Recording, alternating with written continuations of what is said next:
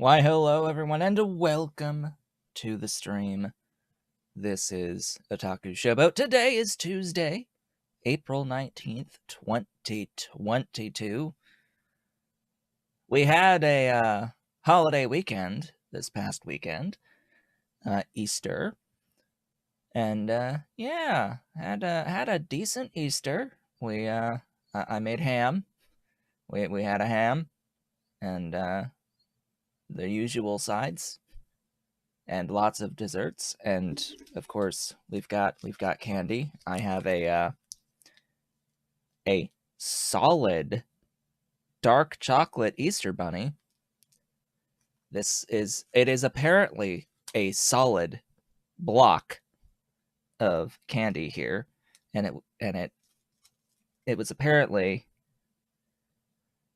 over $6, close to $7, $6.74 is what that says on there. Yeah, so it better be solid for that price. Got that. Got Lake Champlain almond 5-star bar. These things are really good. Also 72% dark chocolate. It's pretty good stuffs. It's pretty good stuffs. I like the darkest of the dark chocolate, which is really weird because when I was much younger, when I was a kid, I absolutely hated dark chocolate. And it gave me an upset stomach. When I ate dark chocolate when I was younger, it used to give me an upset stomach.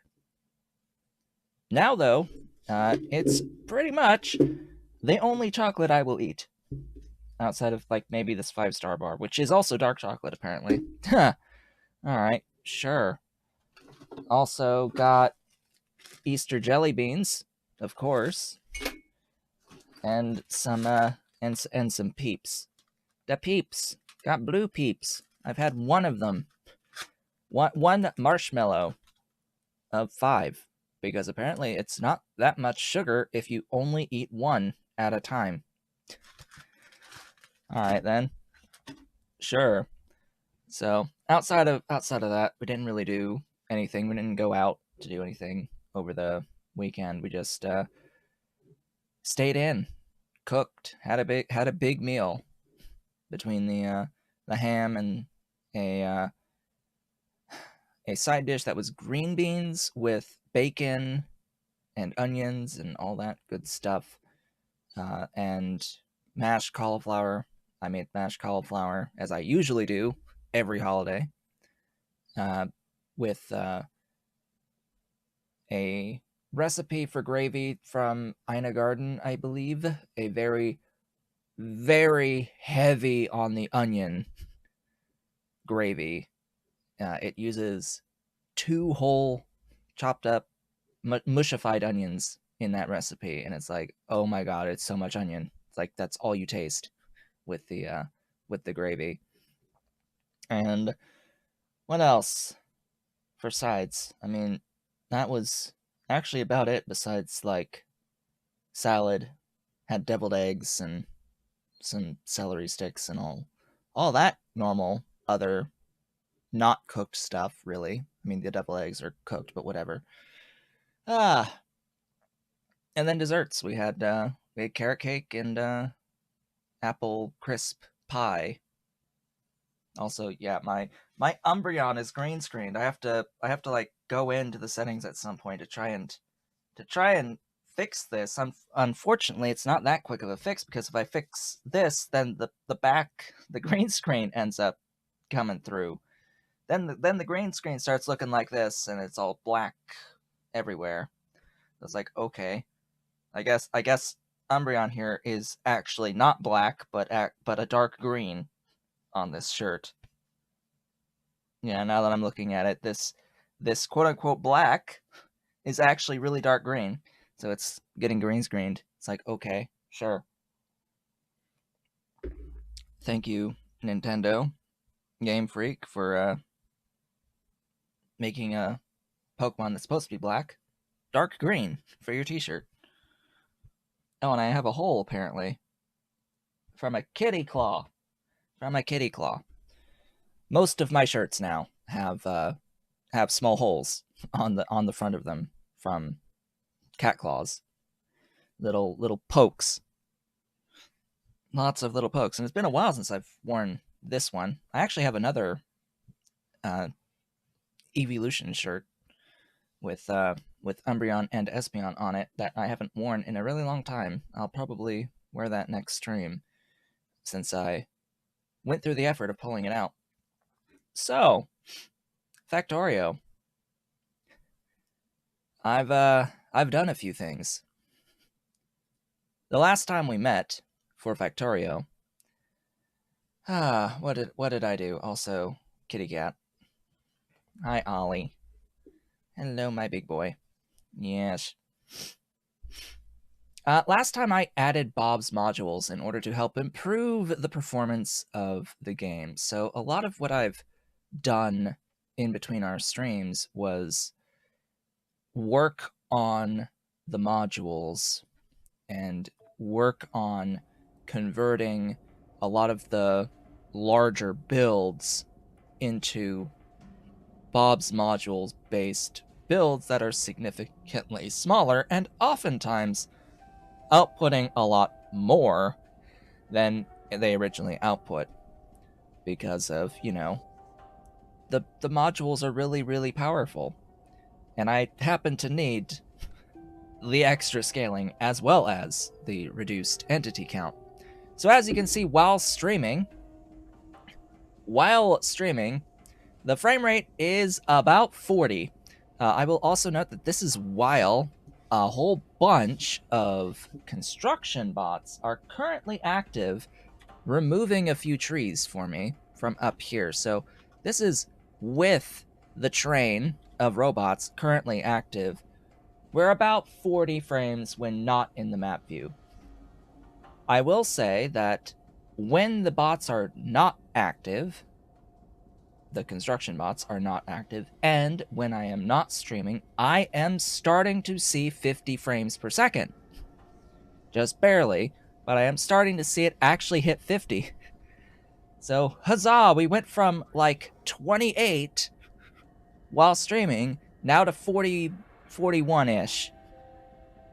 Just through the magic of Bob's modules and a weekend to work on reducing the entity count across the base.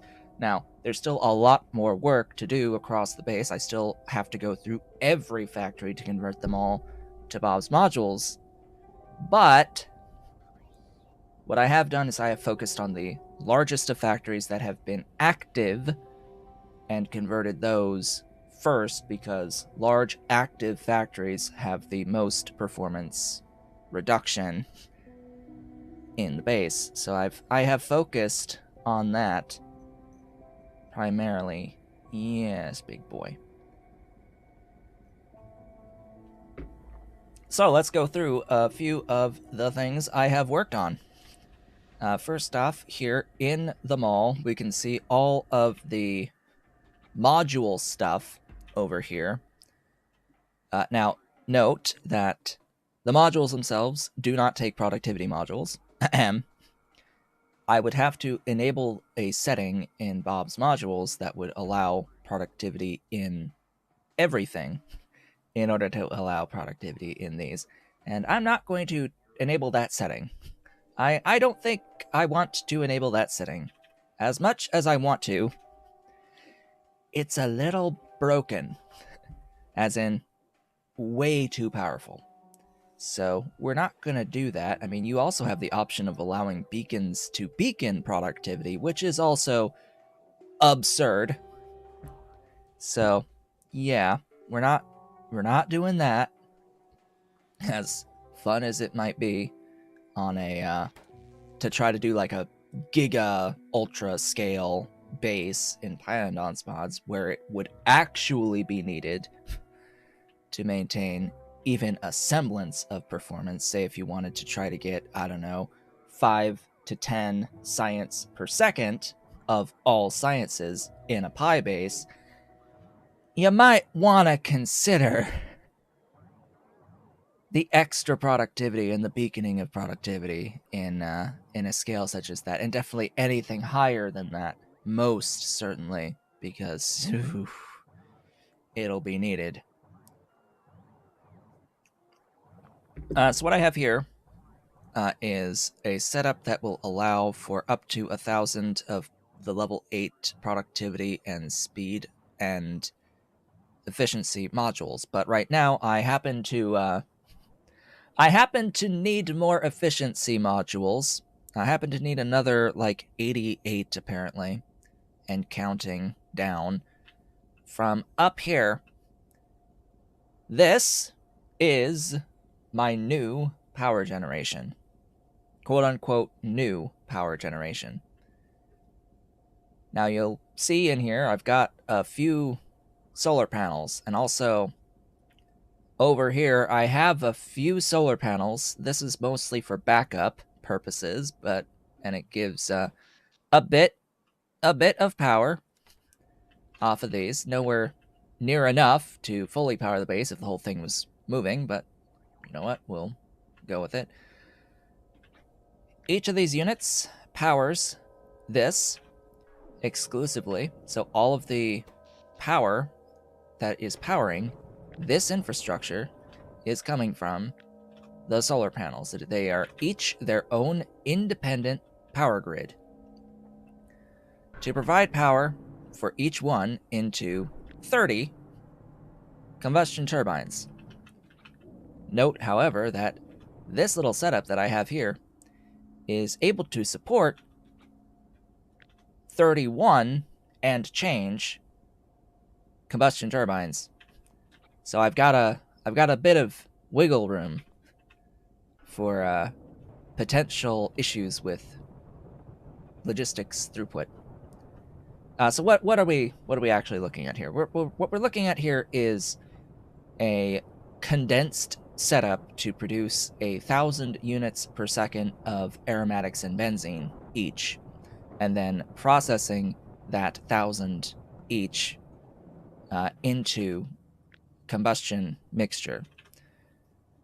Also through the power of glorious speed and efficiency modules. Now, of course, the powerhouses are being powered by biomass that's coming from a bit of the aromatics. And of course, all of the tailings sand, the pure sand that's coming out from the tailings production, needs to get voided, so that's also being done through the biomass as a fuel. This is exactly the same process I was doing for the original power build, just at a condensed scale. And this has no inputs whatsoever. It's just water. It's just water, and I am very much using these long storage tanks from the long storage tank mod, which I originally added in to use for my train stations. That's what these are designed for, is for use in train stations. I'm using these as a slightly easier way of handling high fluid throughputs, because these things have a lot of connection points. It says 13, it's actually not 13, I think it's 14 connection points on these, but whatever. And yeah, I can get my water throughput that I need for all of the everything from these. I've got, a few water wells putting water into these tanks that are being pumped into the powerhouses here, and then I have to deal with an equivalent amount of steam, so that's what all of these steam cooling towers are for.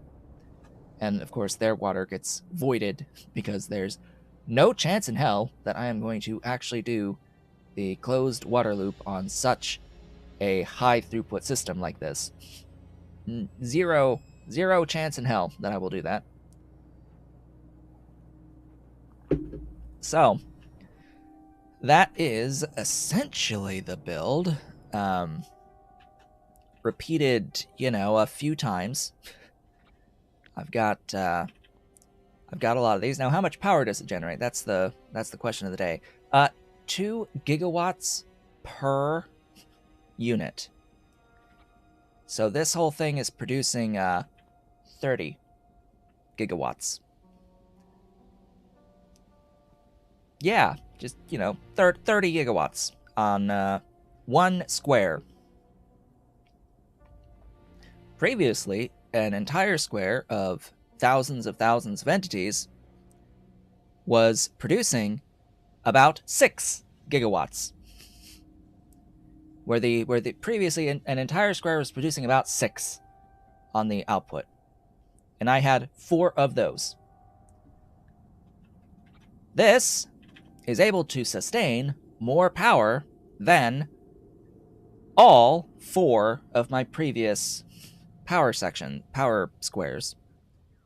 And I have been in the process of deleting the previous power squares, which, each one deleted has vastly improved performance. I still have 1 left to delete. The problem is that there's like a lot of biomass and soil, and it takes forever if I want my robots to deal with it, because they have to, move each and every single unit of biomass and soil.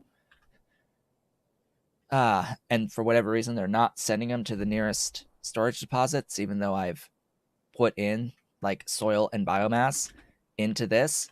For whatever reason, I told them to start working on deleting this, and they're sending it not here.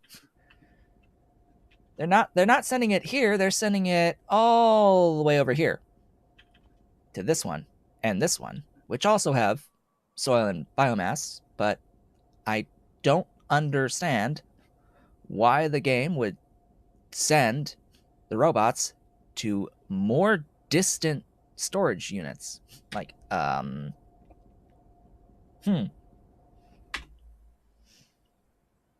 They really need to do the math and like distance calculations to determine what to send the stuff to. They really should do that. But apparently they don't. Apparently distance is not part of the calculation when determining where to send the stuff that the construction bots pick up. So yeah, that was a pretty decent build. And I did this build immediately after designing a new setup. Yeah, it is performance related, but I still wish they did it. Like, come on. You end up with stupid logic calculations. The thing is, even though they don't do it for performance reasons, the fact that they don't do it causes performance problems. Because, that many robots active for much longer than they need to be is an negative impact towards performance. So it's like, excuse me. Don't you realize that if you get the job done faster, you don't need to be active for as long and consuming the performance of being active for that long?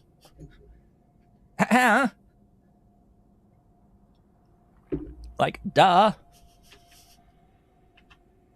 Anyway, stuff and things. I designed a very similar build for aromatics. This is aromatics / benzene at 1,000 per second. This little thing here, 1,000 of each of aromatics and benzene. So anywhere that I have aromatics and benzene, like over here, I can actually replace this whole thing, which is like 840-ish per second, with this one thing, producing 1,000 to produce my crude oil. But that's not as high on my priority list to do right now. Anything I've already done beacon work with is not on my to-do list. That's like the last thing I want to do. I need to go through all of the non-beacon builds and start replacing the non-beacon builds with beacons. So things like this, the previous like standard unit of aromatics, I can replace all of those with this new build that produces 1,000. And I have gone through and I've replaced the factory that was doing aromatics and benzene onto the train network with 2 of these 1,000 per second factories. So I can have some aromatics and benzene just on the network as well. But most of the time I'm doing the aromatics local anyway, so it's like, okay, sure. Just means I have to replace them all the way across the whole base. Anyway. Stuff and things.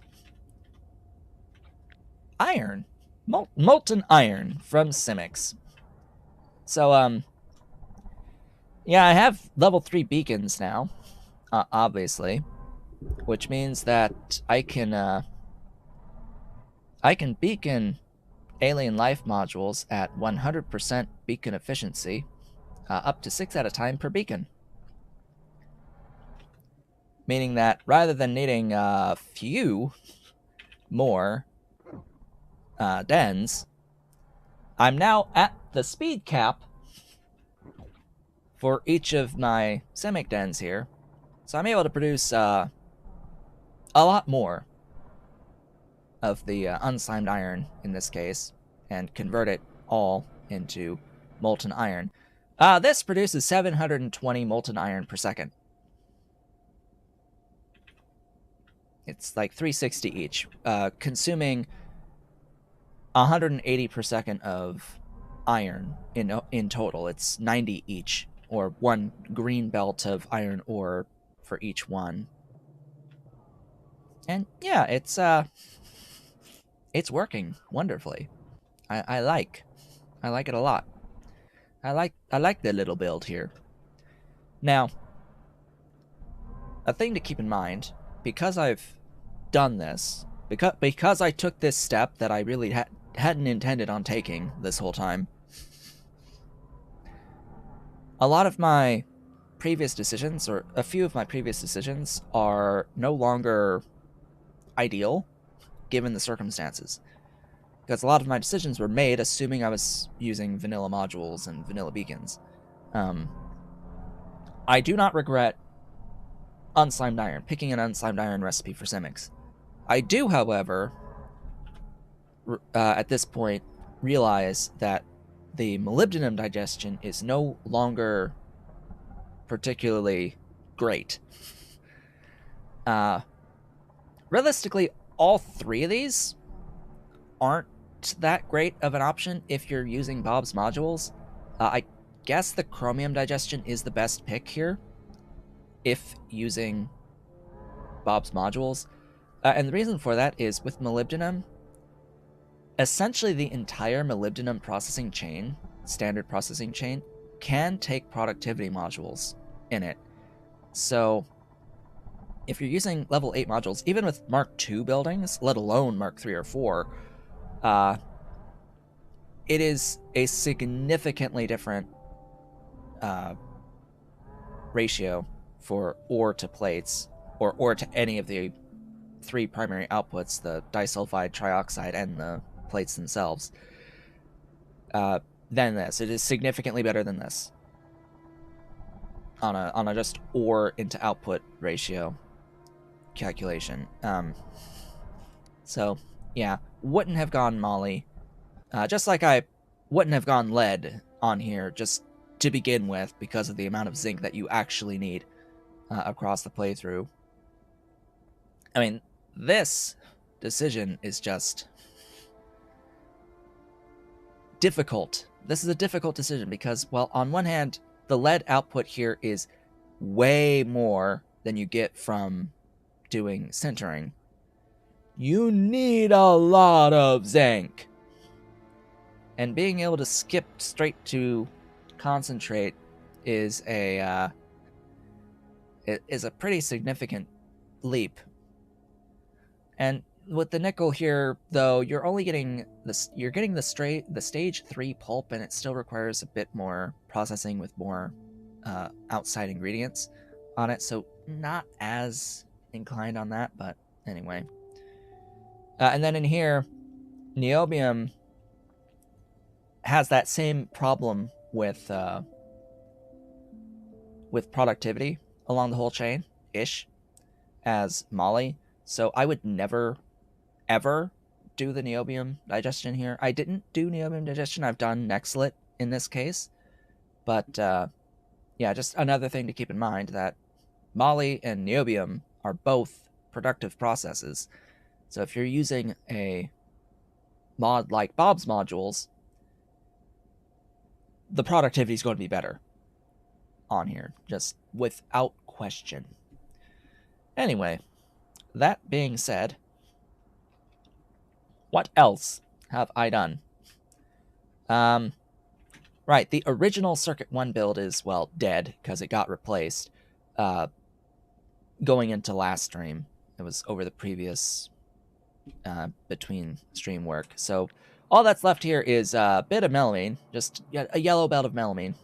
Yellow? No, green belt of melamine. 90 per second out of ammonia and cyanic acid, because it's actually really easy to make melamine, and I needed some to be on the train network. Oh, he's on his belly. He's moving. He's getting comfy. Comfy kitty. Yeah. Hey, stop. Let go. Hey, Ollie. Hey, back it up. Ow. Yeah, big boy biting. I think he just barely managed to not break the skin.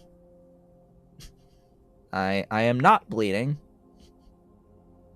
Fortunately enough, I've got a lot of indents on my wrist.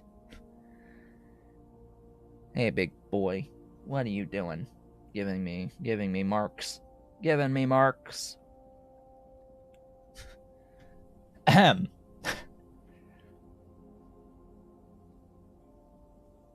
I invited that, by the way, by doing what I did. Ahem. It's like, yes, I do know what I'm doing. I know that's how he will react when I do that. Just slightly more force than I thought it would be, though. Ahem. Mr. Cat. Anyway. So, sulfuric acid. H2SO4. Yeah. So all of my sulfuric acid, which I had this neat little build right over here with a whole bunch of setups, eating like 60 iron and a whole bunch of sulfur. It's been condensed down to 2 chemical plants. And I did this while I was still like working on getting my outputs of the level 8 modules up. So I still needed the level 2s for a bit. Yeah, this is 7,000 units per second of sulfuric acid in total, ish. It's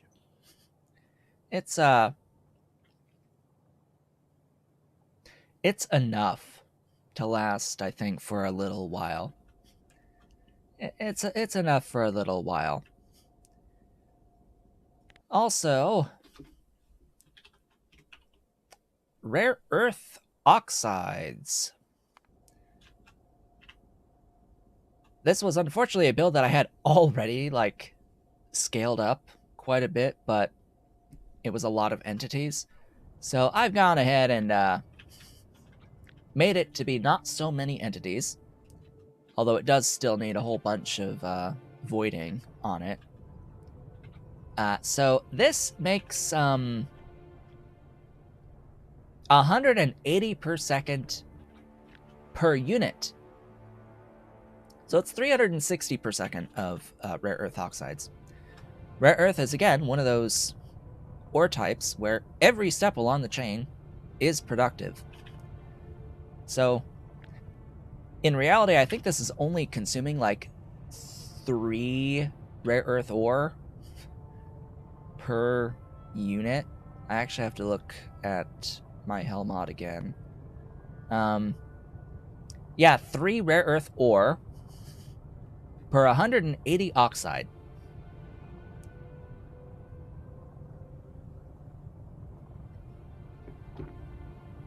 It's yeah, this is what happens when you have stacking productivity, where each module is 40% productivity. And this is at Mark II infrastructure. By Mark IV infrastructure, the productivity doubles because everything takes 4 modules. So yeah, that would go down to 1.5. That would be halved. If I have the like requisite throughput for all of this stuff on here, I would need to upgrade my stuffs. Hey you, big boy. So yeah, I have enough rare earth oxides, I do believe, for my purposes going forward. Now, outside of that, what I just showed here, and also like some more iron plates and stuff, the rest of the work that I did was work on scaling up circuit 2s and 3s. So at the moment with the circuit 2s,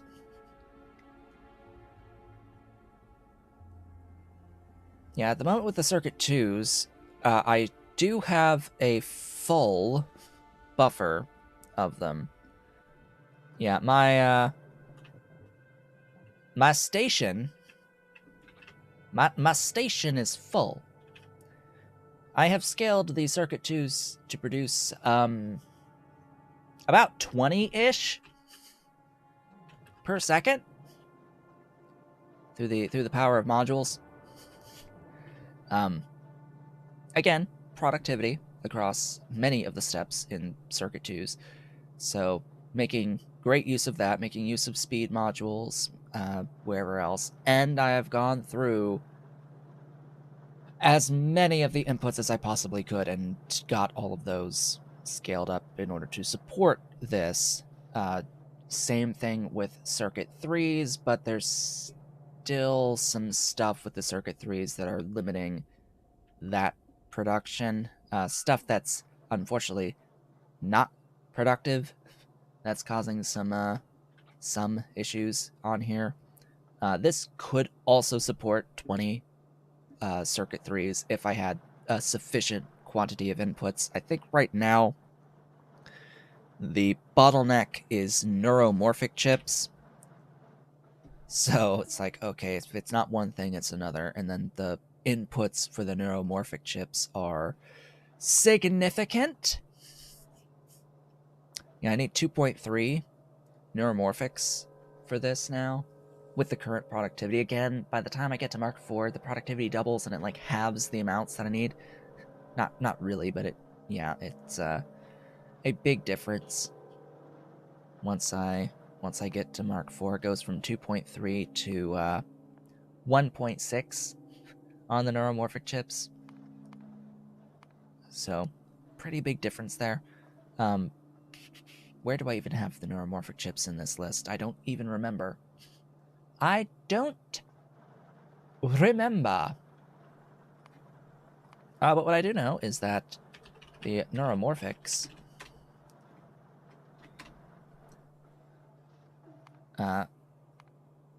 they get 40% productivity because they're in a data array, but the data array does not, this recipe is not productive.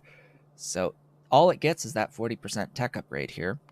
And this is a molecular assembler recipe to make the empty chips, so it has a building level limitation to disallow productivity modules. Which sucks, of course, because that means in order to get the 2.5-ish that I need of these chips, I need a significant amount of stuff a significant amount of stuff, including more neuroprocessors. Fortunately, neuroprocessors are productive and made in a data array, and the data array has 5 module slots. So it's getting the 40% plus 5 times 40% for a productivity bonus of 240% in total to make neuroprocessors, which is nice. But still, work needs to continue to be done on these other ingredients here. In particular, the Dexlet matrix and the nanocrystalline cellulose. This stuff is fortunately productive. Fortunately. So it's like I need to keep going for all of the ingredients here and scaling them up even more than 2.5. Like I need more because these get used for infrastructure as well. So I'd want at least 5. And it's just, this is my life now. Does productivity ever max out? No, I don't believe so. If it does have a max, it would probably be the same max as speed upgrades, which would be over 32,000. I think. I am uncertain whether or not the developers have put in a means of overcoming the speed cap, though. So realistically, productivity would cap at once per tick. Theoretically, like all regular recipes do. Yeah, regular recipes and machines cap at 1 cycle per tick, up to 60 cycles per second. Regardless of what the output is. Only mining machines will increase the output per cycle to compensate for that, to actually get the true output. It's something that I wish that they did with regular recipes so that it would allow for that circumstance, but it doesn't. Do that thing. I guess it's because the mining machines are simpler in terms of input to output. So yeah, theoretically it would be the tick rate would be your productivity max, which if your recipe is running at the tick rate and your productivity is running at the tick rate, you've doubled your output ish. Huh. But I don't know what the actual limit would be for productivity. Anyway, today and last time we worked. Yeah, it's a pretty boy. We worked on some of the intermediates involved in production of Mark III infrastructure. Today we're going to continue that. So last time we made heavy fermented material, carbon aerogel, and lead containers. And unfortunately I had to end early last time because I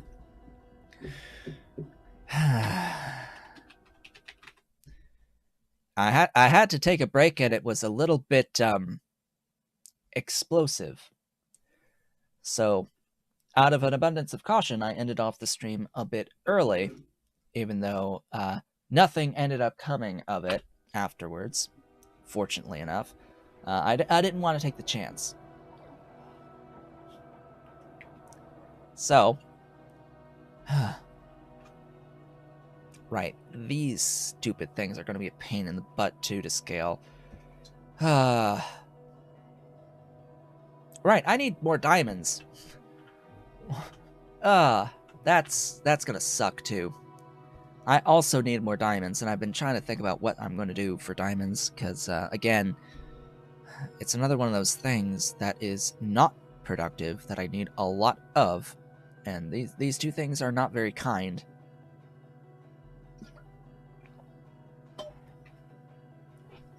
I was tempted into particle acceleration for more, but just gotta get off my butt and actually just redo the diamond setup with my beacons and modules. Just gotta do this again. Just gotta do this again with modules to improve the diamond output considerably. I've got the ore. I'm not worried about the ore on this, the kimberlite. My issue is that this is a very, very, very high throughput intermediate setup and very low output. Like a lot of these steps in the intermediate steps here are pretty high throughput, especially if doing this at scale, so it can be a bit problematic to do the logistics. Regardless, though, what will we work on today? Well, we have a lot of options. I need harmonic absorbers, as well as their components, hyperelastic materials, zinc oxide nanoparticles, and the zinc nanocomplex for those zinc oxide nanoparticles. I need carbon nanotubes as a general ingredient for a ton of stuff. I need diamagnetic material. I need superconducting magnetic units, or SMUs. I need superconductors and their component parts. I need volumetric energy capacitors. I need titanium, cobalt, chromium alloy. I need nano electrical mechanical systems. I need resilin for some of those things. And I need superconductor servo mechanisms on top of all of that. So, a few things. Just a few things. And I do not have all of the components in the abundances that I will need either. So it's like, while I do have a lot of the component parts, I do not have all of the throughput that I need of those. Uranium-70. I already have uranium-70 from Simics. I have Simics for 70% uranium powder, and I need to actually go and probably redo this with the better beacons as well. Yeah, so I already have the heavy fermion material from the 70% powder. Noting that this recipe is only here for heavy fermion material. Like this 70% powder, the only real things it's good for are the fermion and better Mark 1 fuel rods. Because there is a Mark 1 fuel rod recipe with 70%. And I guess technically Mark 4 fuel rods if you have need for those. I don't think I will have need for the Mark 4 fuel rods. I'm probably not going to make Mark 4 Bodos. It's not required, to say the least. Level 3 beacons, that was another point I wanted to make with this Simic build here. Due to the size of alien life buildings, you're able to fit a lot of beacons around them. So mark levels don't matter anymore on the alien life buildings. So when I set up my Mark 3 and Mark 4 infrastructure, I'm not going to focus on the alien life buildings at all. Since these things are going to get speed capped regardless, since they're so large, there are a few circumstances where the individual modules are low percentage modules for speed, where it might come in handy, specifically with a few of the plants, and definitely with things like come-outs that have like 100 module slots at like 50% speed bonus each, or something like that. So definitely those might be problematic. But the thing is, you can fit like 50 plus beacons around a single building. You can fit 3 layers deep of the level 3 beacons. So it's yeah, it's a lot of potential to hit that speed cap per building, no matter what.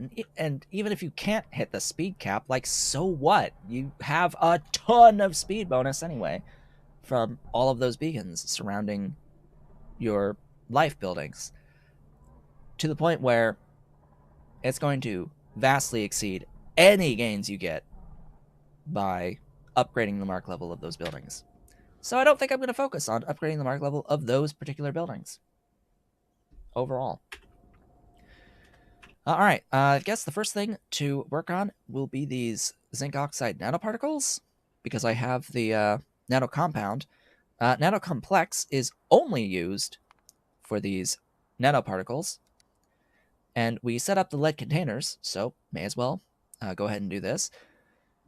Sadly, not a productive recipe, and I do not have the superconductors yet for the Mark II building. I believe that's the only ingredient I need for the Mark II particle accelerator. Yeah, it uses superconductors. Otherwise, I have all of this other stuff. But that's a build. That's a build. Yeah, I'll need to set up the smooths first. Smooths into substrate into conductors. And the smooths... I should have the things I need here. The deposited vanadium cores are only used for smooths, so I'll need to bring in vanadium and magnetic cores for this, but otherwise it is simply a thing that I can build out. And then I have to provide these onto the network because they are an ingredient for Mark III infrastructure, as they are, on top of other things like the superfluid and the substrate. And once I have the substrate, which is only used for these superconductors, I will have superconductors, which are an ingredient for Mark IIIs. And Mark IV, and the Mark II particle accelerator, as well as other things, including these servo mechanisms. That'll be glorious. Now you note a lot of these things that I'm making here are ingredients for the standard utility science recipe. I am not going to be doing the standard utility science recipe because I don't want to make perfect samples. I don't want to make perfect samples. These are a royal pain in the ass. So, no. So, no. I have an alternative. The alternative is this recipe right here. This glorious recipe right here, which unfortunately also requires launching rockets into space. And sadly, the recipe to unlock the satellites to launch into space that will give me this item that I need, it's 6 items. Wow, 6 per launch. Nice. It's 2,000 units of utility science to unlock this. Yeah, I hadn't thought about that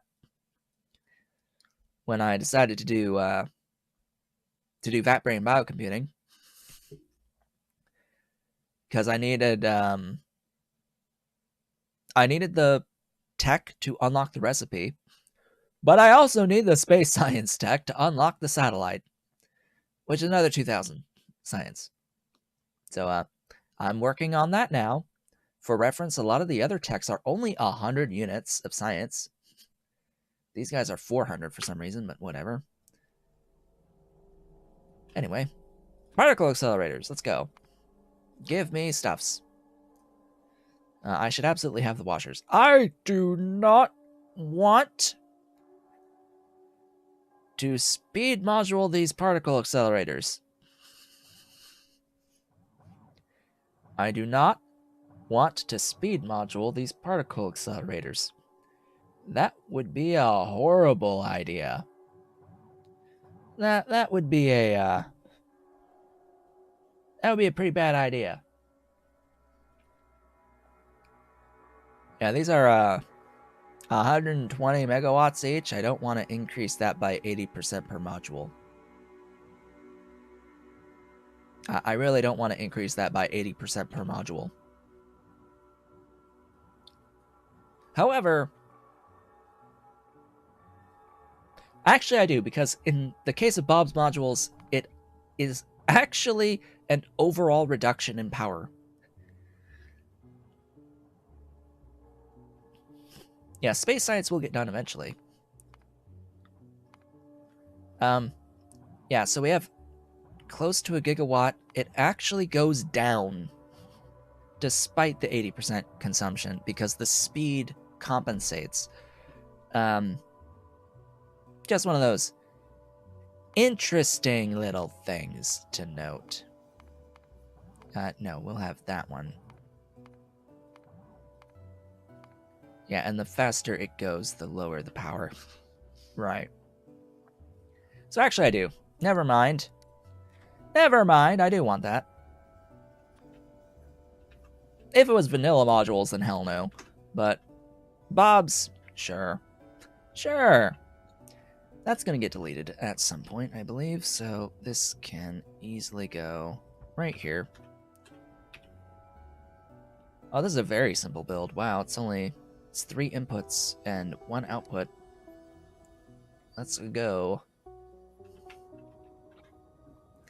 Yeah, so sad that the Molly here is pointless. So sad that this is pointless. I say that, but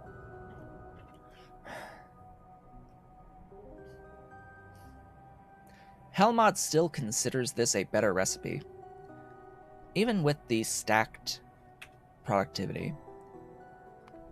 So this is the stacked productivity down the Molly chain. You can end up with 5 plates out for 3.4 ore with the productivity, but it does still cost filtration media, and you still need to make nitrogen and hydrogen and the hot air for all of this. You can skip the filtration media and the nitrogen by doing the Simic recipe. But the Simic recipe is going to consume more than 20 ore for the same plate output. Does that matter? No, not really, as Ollie decides he wants to investigate some noise, and off he goes. The ore really doesn't matter, but at scale, it will matter that I'm not spending this much filtration media and having to make this much nitrogen. So I don't know what I'll ultimately do.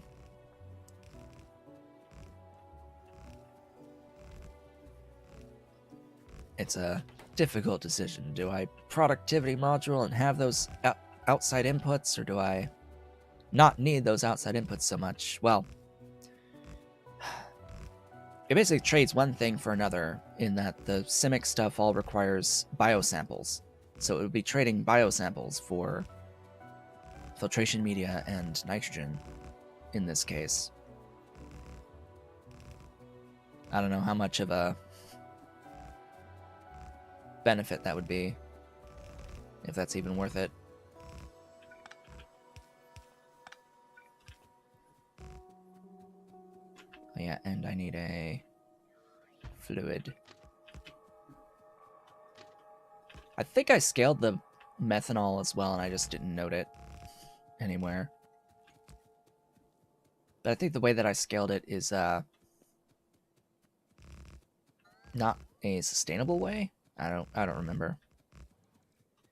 Yo, methanol. Hello, methanol. Ah, yes, I did it this way. Ahem. So, you can get methanol out of nichrome. You can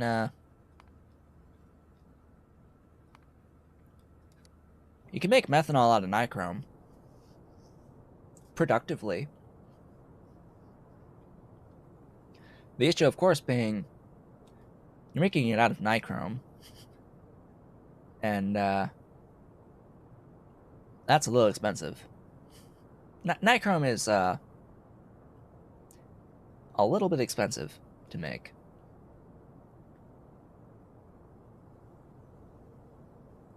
But I did this anyway, because I needed a few units of methanol around the base. Definitely better than spending the vanadium. In fact, I'm going to kill this so that this doesn't operate anymore. I don't really want to spend moly and vanadium on methanol. And yeah, this little bit of infrastructure here is absolutely 5,000 units of methanol in total. Yeah. Don't think I remembered to note that in my notes on the stuff that I posted on Discord that I did that. Did I even mention the chromium either? No, of course not. Why would I have listed the chromium? Right. So where's the mall? Here. So this is the build formerly known as chromium. It's still chromium, but it's different now. Oh yeah, and Zogna. I moved Zogna and like redid the stuff for the Zogna.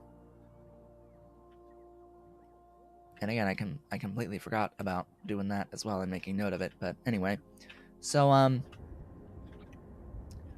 new build focused on reduction of chromite sand. This is grade 4 chromite sand production in here. It's about 64-ish units of chromite sand per 90 ore in. I'm not concerned at all about the ore in, like the ratio of ore into chromite sand. I just want as much output as I can get from that amount of chromite sand that I get per belt, basically. And yeah, the derp. The derp is derping and giving me plenty of molten chromium out of here. And of course I have 2 making molten, and I have 1 making just the chromite sand. This involves spending light oil, so I have a little build making light oil as well. Right on over here. Just a little build converting some medium distillates into light oil in somewhat of an abundance. And then I also had the Zogna right down here. This is 500? I think it's 500 Zogna. Where is that? Yeah. It's 500 Zogna. In that amount of space with the steam.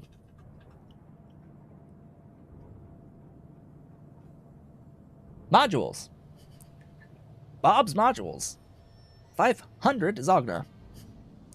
Will I need more? Most likely. But it's enough for the moment. It also has local production on the lamps, and I am making the copper cables locally because, yes, level 8 productivity modules converting plates into cables is more efficient than the advanced casting recipe for this than the hot air version. So yeah, I need to actually go to all the places where I'm using advanced casted cables and replace it with this, because now this is better with level 8 modules, even with only the 2 modules in here. And at Mark 4 it's going to be 4 modules, and it'll be even better of a ratio. Anyway, that's that. Now this must be this.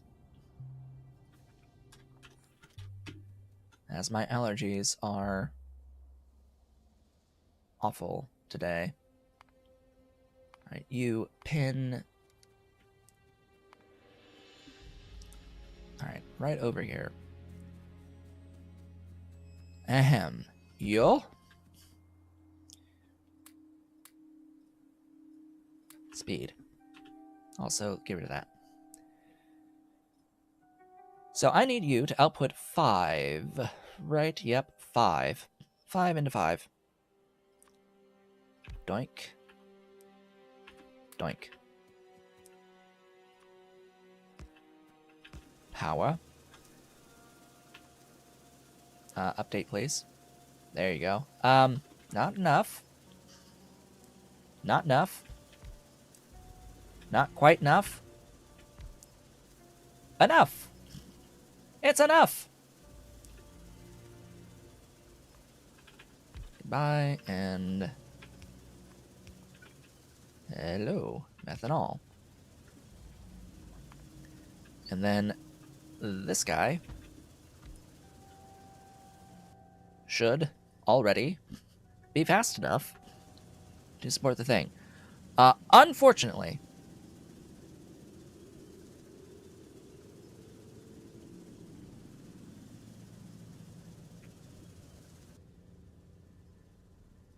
I am going to have to move this a bit out of range of one of these. I only need one of these beacons on this.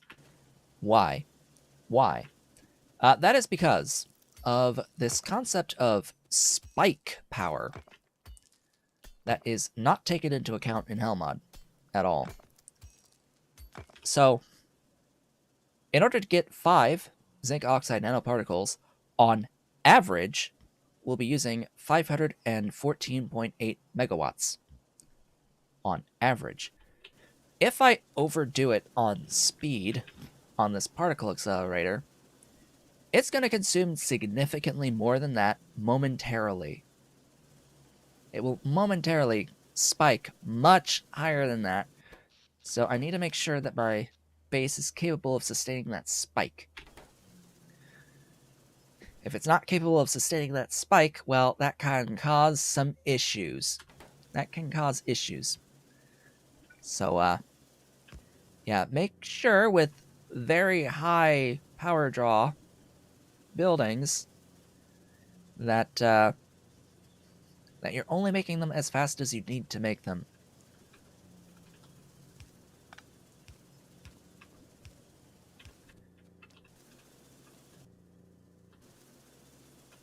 All right.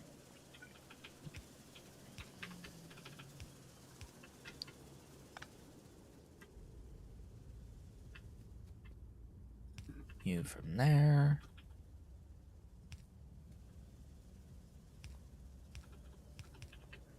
That in there, and an output.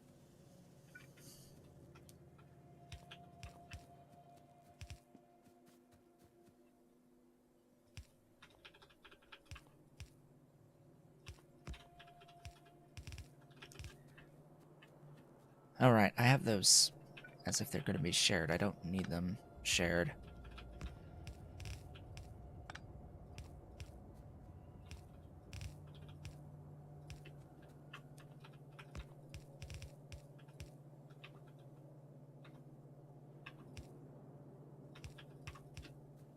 There we go.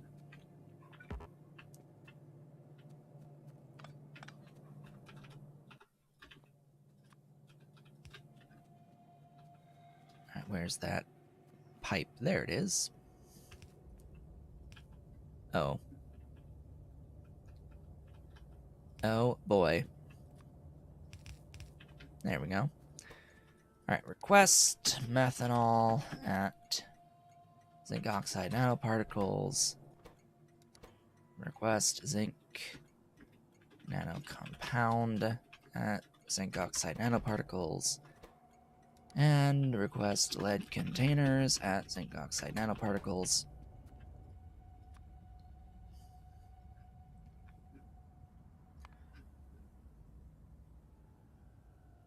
There you are. Methanol. Okay.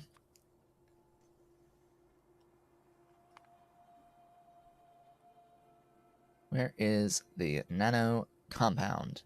Great question. There you are. And then lead containers. Odd on that methanol. Something else must be getting delivered.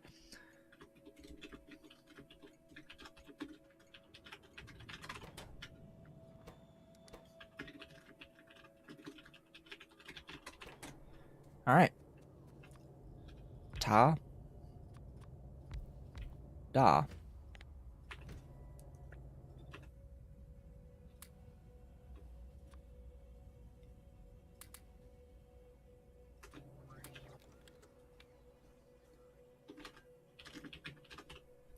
Supply.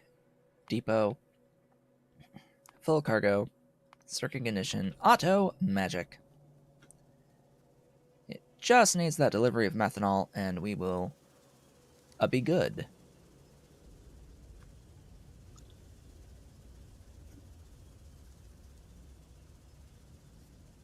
Alright, so where are those? There they are.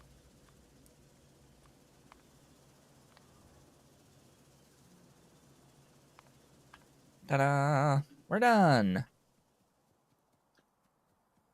Hey, the methanol is on its way. Good. Good, good, good. Back to a Demal. Next up, so the zinc oxide nanoparticles was working towards harmonic absorbers. So the next thing, I think, will be resin. Yeah. Next up is resin. This is going to need some bioreactors, as well as slaughterhouses. Oh right, I need to also work on the alien bacteria and getting that converted, because we're about to be spending a lot of this, and I also need to scale my bio batteries.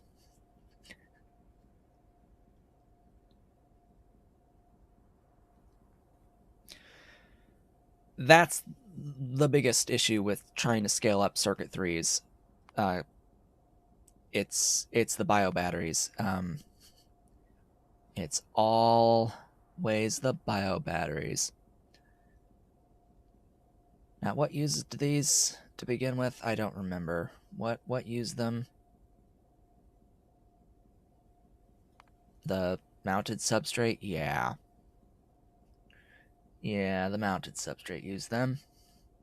I need 2.3 minimum mounted substrate.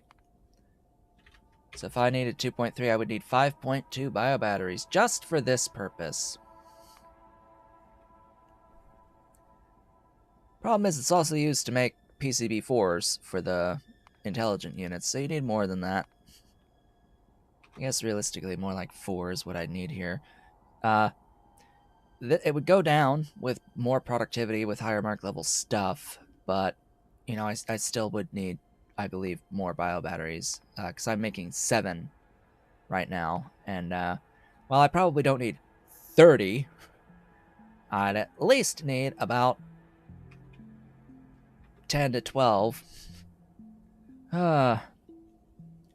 which is significantly more boron, and I wanna like really scale a lot of this and redo a lot of this for my new module setup. The issues being primarily lack of stuff in here using productivity. Just bio batteries in general have a lot of component parts that are not productive, which absolutely sucks. Alright, bring me stuff.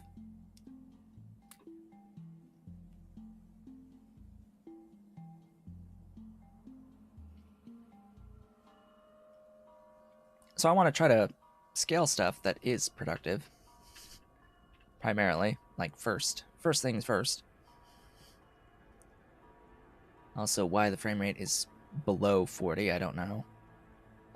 Maybe it's because we're doing things and having buildings get active. Active buildings use more performance, in case you didn't know. If a building isn't doing anything, it won't use as much of your performance. Also, still waiting on 61 Mark 8 or level 8 efficiency modules for the power build. And what sucks about the power build is that I want another one. I want another square on the power build, which is going to be another over 900 efficiency modules and so on. In fact, it uses how much? It uses 900 efficiency modules and 690 speed modules and also 60 productivity modules. But I have those other modules. I don't have the 900 efficiency modules though. Yeah. Bit of a pain.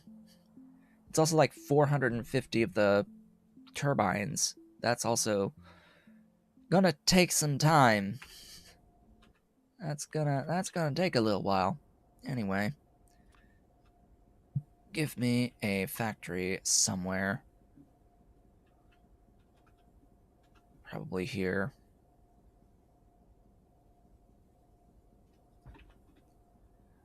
Head on down.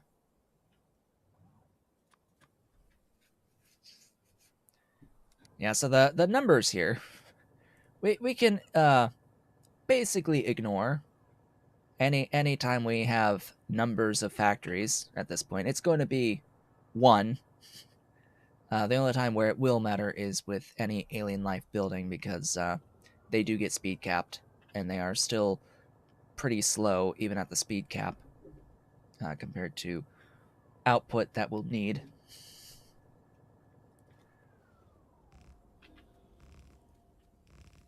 But for now, we'll get Resilin. And I believe Resilin, it's one of those last like initial components that are like a base material. There's still the nanotubes. Nanotubes are a base material that are used for a ton of different things. So really this will unlock the ability to make several more complex recipes and several other intermediates. Yeah, it's the best biofilm recipe is from this, and I absolutely will want to do that, as well as the hyperelastic, which is what I'll be immediately using it for. NEMS, it's also needed, but that also needs the nanotubes and nanowires. Do I need nanowires separate? Yes. So if I have NEMS here, then I need nano wires as a separate factory. Okay, didn't note that previously. All right. I don't think I'm going to be making nanochondria. All right. Over to you, Pin. I need 1, 2, 3, 4 solids and a fluid.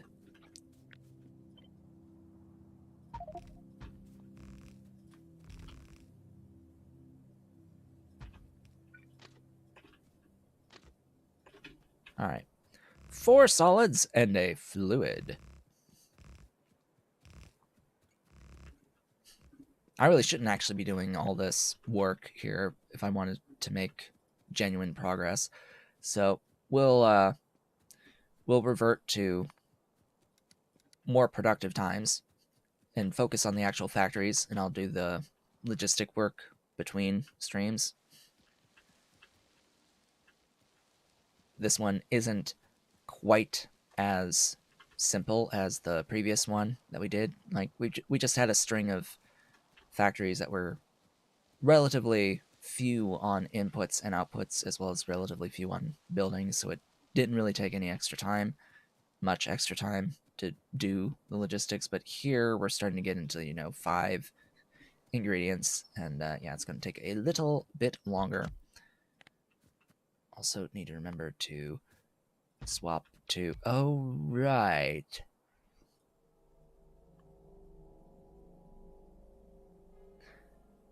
apparently when I did this, it was not using the recipe that I currently have access to, which is the most efficient AUG recipe now. Previously it was the 14 meat. Now I have a 16 meat. Which yeah, it's better. It's better overall. Lower output, or lower input, I should say. So that is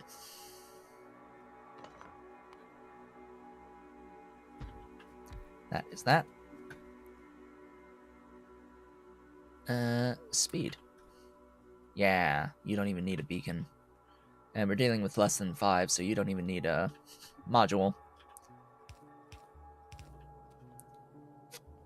Alright, I need my logic on the cages. Cage logic.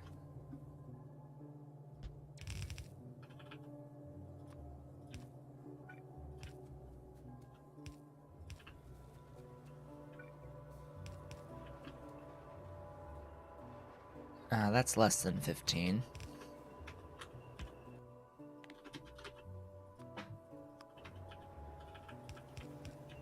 Ta-da! That is what I'll do for that logistics for now. And then you also get placed that way. Yeah, so this has its productivity, this has its productivity, even though this is not a productive recipe, it's still going to get that productivity bonus. You get that, and then 1, 2 belts of inputs.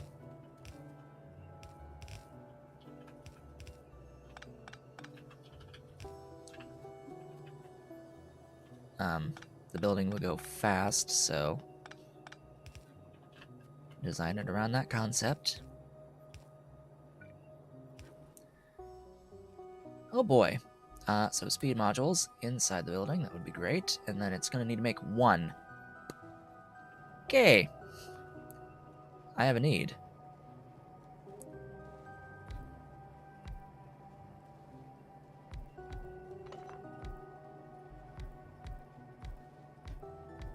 A need for bacon.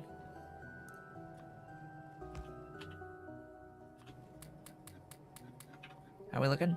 A little bit more than 1. It's a little bit more than 1. I don't need as many. Alright, so you're at 2.09, 1.7, 1.32, and 0.94. I need that one. Doesn't need as many modules on it, but you know what? We'll live with that. I think we can live with that. 3 bacon. 3 whole bacon. Bringing us down from 25 to 1. Ahem.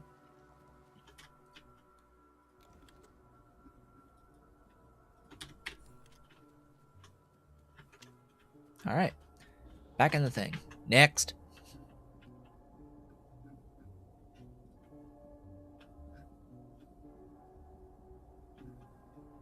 I guess I should at least be like, oh yeah, this is Reslin.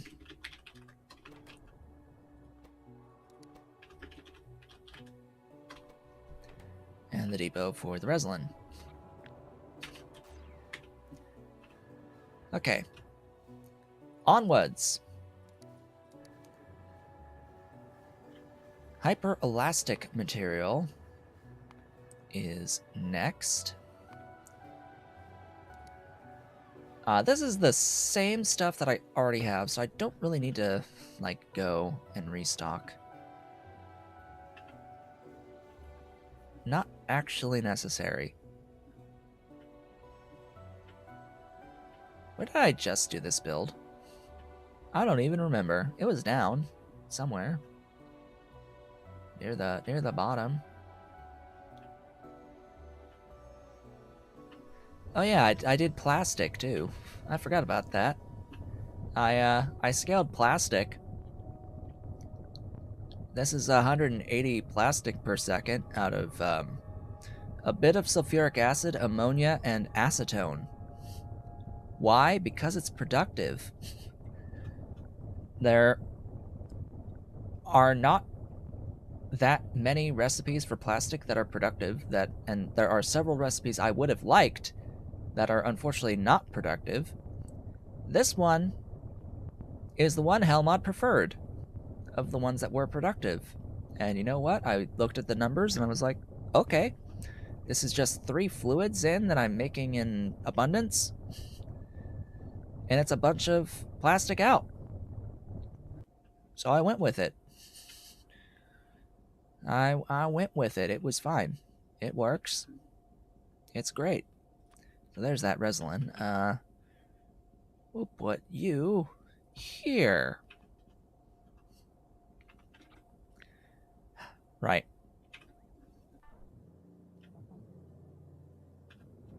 I should condense this to improve the power, to reduce the power draw.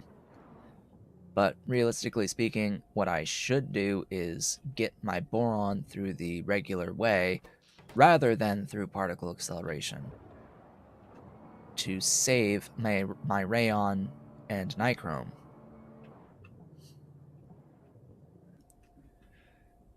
The issue with the regular way, of course,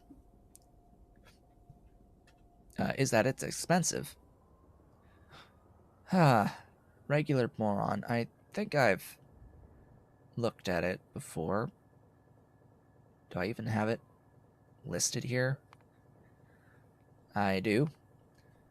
So with the new productivity, there's something I want to note about the standard boron recipe. Because Bob's modules, this actually outputs more diborane than you need in. You sort of get more diborane out than what you put in on the boron chain. So that's a thing. And it's only a thing with Bob's modules, so let's keep that in mind. It only exists due to Bob's modules. Generally speaking, Pyandon has done a good job at preventing this from happening, but in this case, that's the thing. I won't make use of it. If I do this, I'll vent the excess diborane and I won't use it because that would be cheating. I will absolutely have the closed system that doesn't need any borax in or extra diborane in. I will gladly do that and loop it. I'll just get rid of the excess, vent it out. The problem though is 7,500 refined syngas and 7,500 hydrochloric or hydrogen chloride.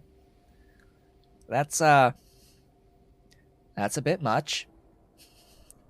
That's a bit much. And if you were wondering why I made 5,000 methane or methanol, excuse me,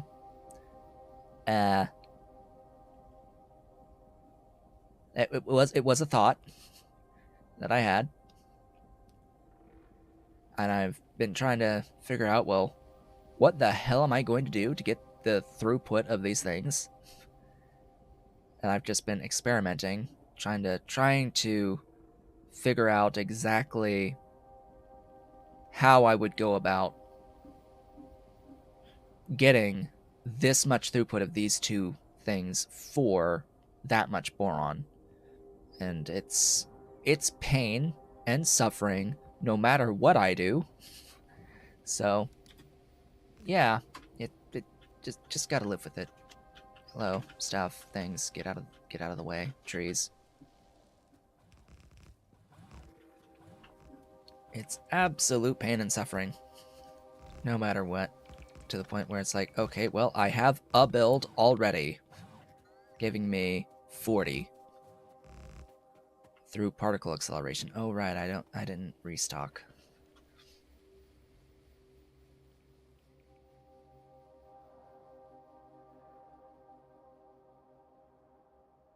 Sneezes. Huh. Well, alright then. Robots will build.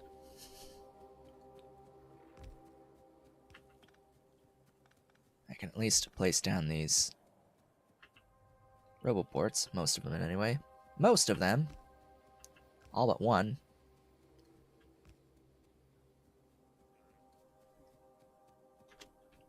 All trees must die. And get out of my way. Alright, well, at least I know where I can grab my logic again. For the cages.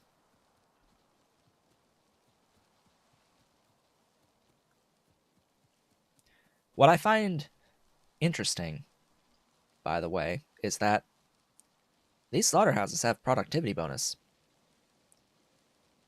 That is not applying to the cages.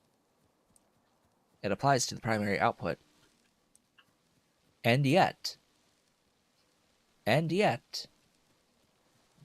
when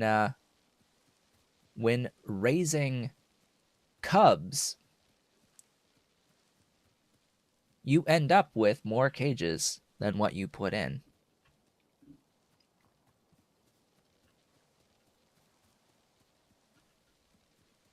Because it's the opposite. It is opposite of this. Rather than because when you uncage a creature, you want the one-to-one. And it is not productive. But that's not the step that's causing the issue. Because it's the raising of the cubs that's the issue. And it's in a building that has a tech upgrade that makes it productive. Where you are putting a certain number of cages in and getting more caged creatures out than the number of cages that you put in. Not as easy of a fix for that, unfortunately.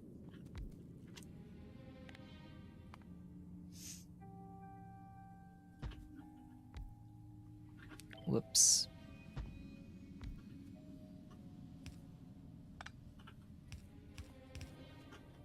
I did that right over here. Yes.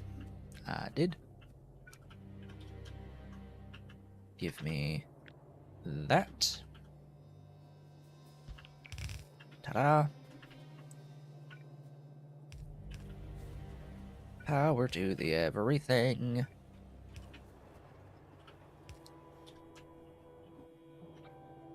Give me that.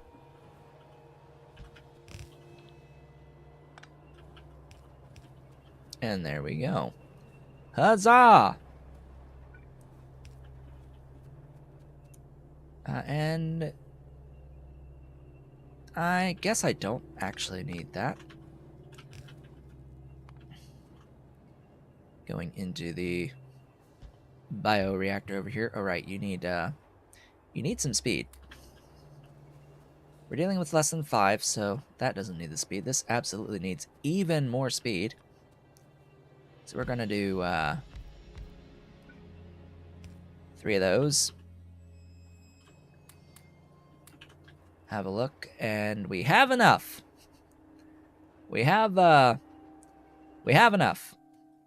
And this is enough off of the 3. This needed 3, so share it. It's good when we have stuffs. Anyway. Okay, you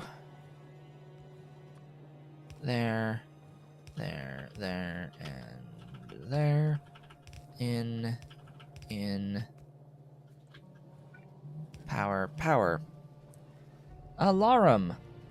Alarm, we are halfway through today's stream. Meaning that it is, in fact, that time to take a brief break. I am going to get to the mall for a general restock, though, before that. So let's head back up here. Set the requests back.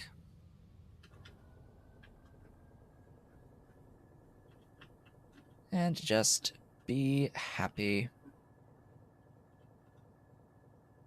with the stuff that has been set up here.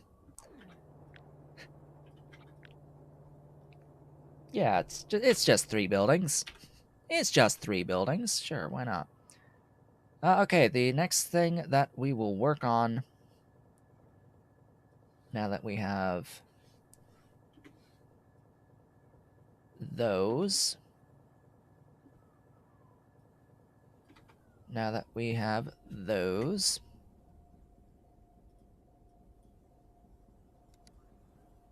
the resin and the hyperelastic, and the zinc oxide nanoparticles,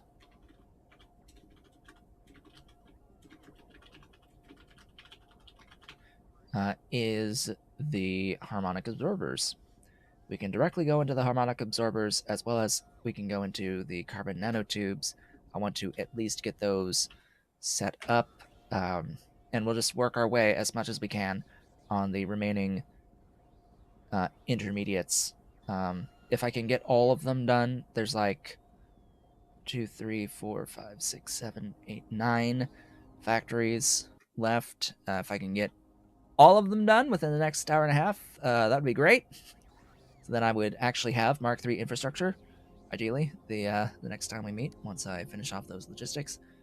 But for now, it's break time. I will be back in just a few minutes.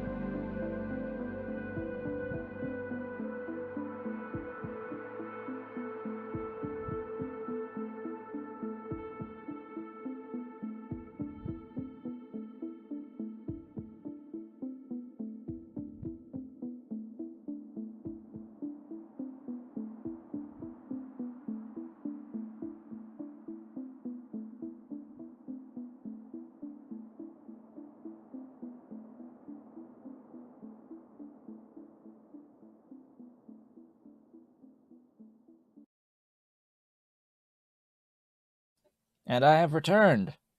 Welcome back. This time I ended up with an actual scratch. Yeah, this time I got an actual scratch from picking up Ollie. It wasn't really from the picking him up part that got me scratched. It was the putting him down part that got me scratched. Because he didn't want to go down. He didn't want to be let down. I was holding the big boy, and he didn't want to be put down on the floor. And he ended up reaching to try to stay. Reaching and grasping to try to stay. And now I got a scratch on my arm. Great. The other arm is fine. Just a few red spots, just not broken skin, just irritated slightly from the pressure when he hugged me. Never try to yoink your arm away, by the way. Never try to yoink the arm away if the cat's got you hugged like that. That's just asking for broken skin and blood everywhere. Don't do that. Don't do that. Let them release you before pulling away, or try to like pry away. Don't forcibly yank, because those claws are stronger than your skin. Anyway. Alright, so we're still waiting on a few of these speed modules to get delivered, and we are going to be working on, having just set up the hyperelastics, we can do the harmonic absorbers. Those need research centers, so let's grab some of those. Fortunately, this one absolutely takes the productivity from the Metachemoinformatics module, which, by the way, I did manage to see that comment from Blue Templar about how the issue was posted onto the forum, and Pyandon had responded saying that they are working on that issue involving the vanilla-based recipes, the like base game recipes, not taking this productivity bonus. Because if you didn't know, all of the standard science recipes in the research center are not being affected by Metachemoinformatics or the other recipes involving productivity changes like this. It's just odd behavior. I can go to the chemical science pack here, and you can see it. None of the modules are listed in here. They just don't take those modules on those recipes. So even though it's beaconing that productivity, it's not accepting it on any of the changed science recipes that are running on the vanilla like recipe name. It's just weird. It's been pointed out, and they know it. It's being fixed, but yeah, just one of those things, one of those oddities in the current state of the game. Anyway, I should have the thingies delivered by now. Yep. So let's set up a wonderful, glorious, very, very simple factory. We'll do this, I don't know, right up here. Head on down.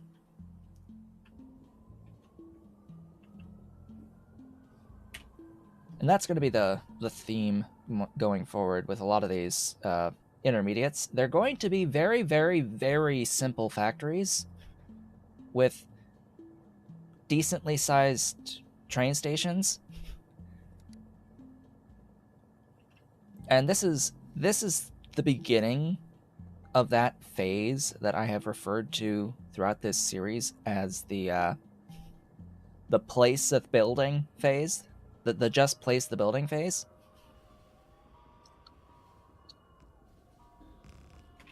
Because we have a lot of the ingredients already. Like, we have ingredients. We're just making different things out of the same ingredients at this point. Why didn't you build the thing? I got really close to you. Go. For whatever reason, nanobot range. I wish I had more nanobot range, and yet I have them all. I have range 4. It's still not enough. I want more range. I want way more range. I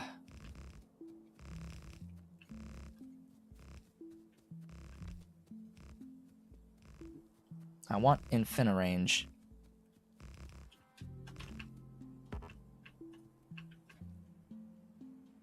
Can I, like, put that in you? No.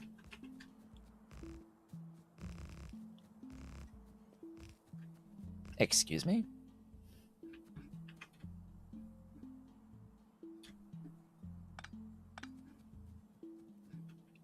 Well, I guess some stuff that needed to be... Oh. Okay.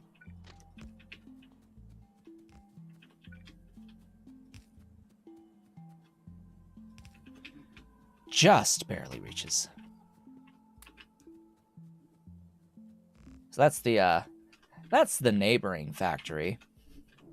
That's the Kaido Sand factory. I need to work on you as well. Yeah, I need to do some work with you because propeptides are absolutely productive. Do I like to play with Spidertrons? I don't play with Spidertron. Like, at all. Ever. I thought it was completely superfluous. I don't know why it was added to begin with into the game. It has 0 functional point. It is just a thing that exists that I have no use for.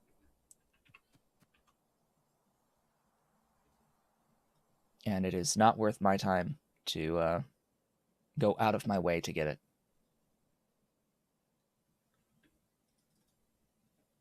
Speed. Power.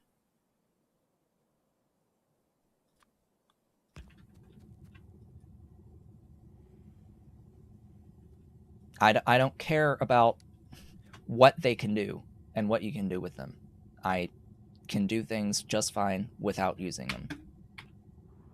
I will not use them.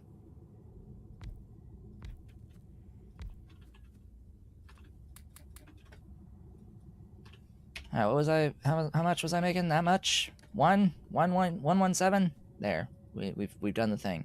1, 2, 3. Low volume inputs. 1, 2, 3, and then an output. Done. Success. We did the thing. It's just logistics now. Next. Congrats, that's Harmonic Absorbers ish. Carbon nanotubes. I'm just making sure that I put these things in my notes as what I've done and what I need to do.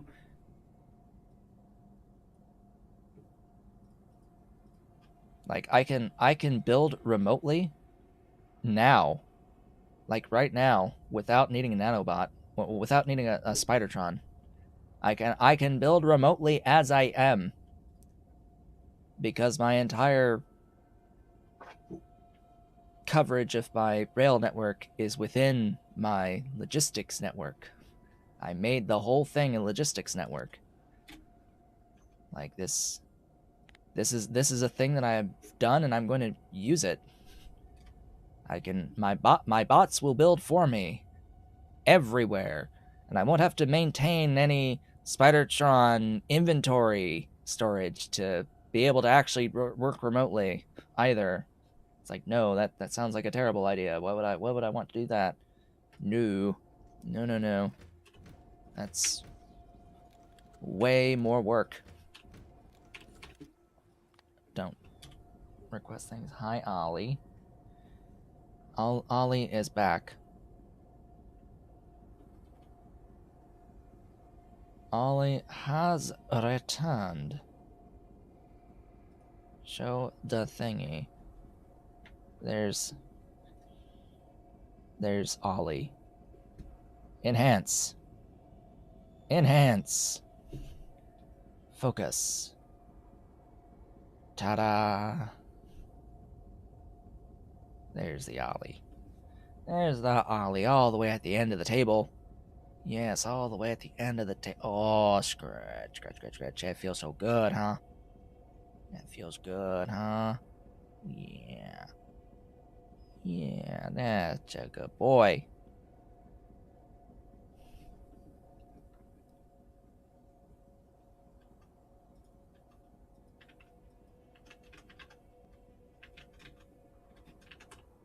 Alright. New factory.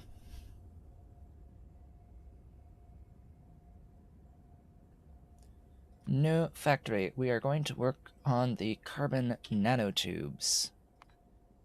That is the next part of this, and I will need to get molecular assemblers and ball mills. Back up we go. Gib those. Gib those. 2 entire factories. Let's just ignore the fact that I do not have 22.5 vanadium, and I do not have 37.5 biopolymer. I also don't have 7.5 Nenbit matrix, so yeah, there's a lot of effort I'll have to go through on scaling these things. I have 15 vanadium per second. I will need to scale that up.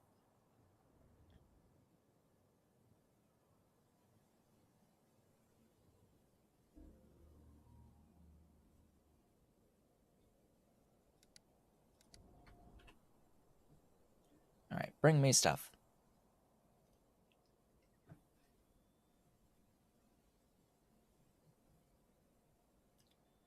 Bring me other thingies. Shouldn't take too long. I have things. Where are those molecular assemblers? Bring me. Mine. Bring me my things. Nanobots. All right. Nanobots. Robots. Robots, are you being dumb? Are you going way off to the middle of nowhere?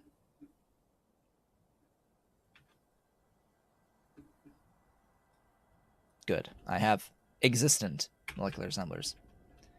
Because, yeah, part of my issues with getting restocked these days is that I have a few logistic storage buildings hanging out outside of the mall, and they're filled with some Mark II infrastructure that I want to make sure that I'm going to reuse, and as well as a lot of things like some belts and stuff from builds that I've deconstructed that I want to make sure I reuse. The issue is that the bots have to fly out there and then back to actually deliver things to me, but the intent was that they would grab the stuff to upgrade them once I have Mark III infrastructure. Do I want to wait for these extra speed modules? Probably not. I don't need them. All right, where next? Right here. Right here. Next to these. I don't know what the real pronunciation of this. I'm going to imagine that this is subdenier rather than subdenier microfiber, because it's some obscure unit of measurement, or subdenier. if it's French or denier. I don't know. It's denier. That's how it's spelled.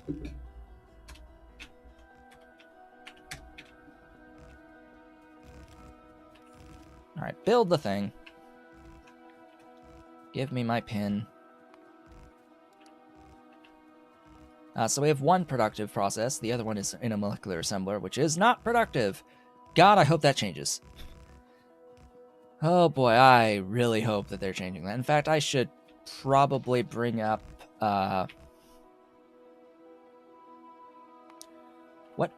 what mod adds the molecular assembler.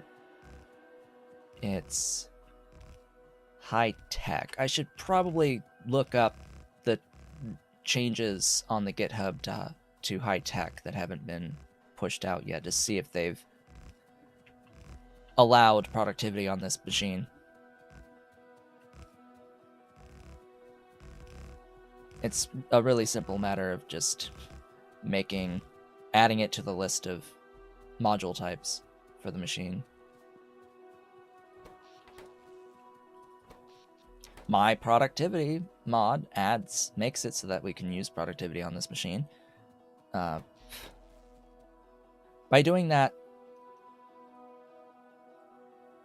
the devs for Pyandons mods did not have to do recipe limitations on productivity or like define intermediates or any of that on any of these recipes because it's just blocked by the machine itself. But I like productivity.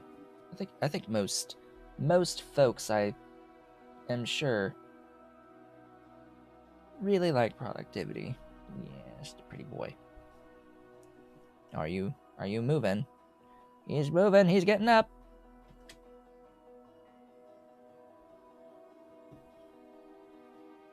He's getting up and he's licking. He was licking that paw. Are you gonna go down? Are you gonna lay down? A little bit closer.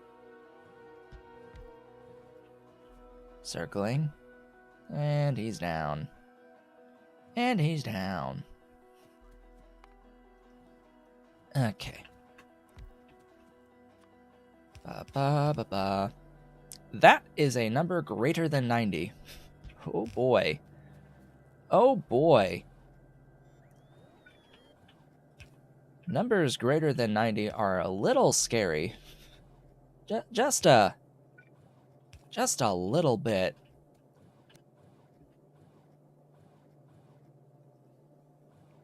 Power. Speed.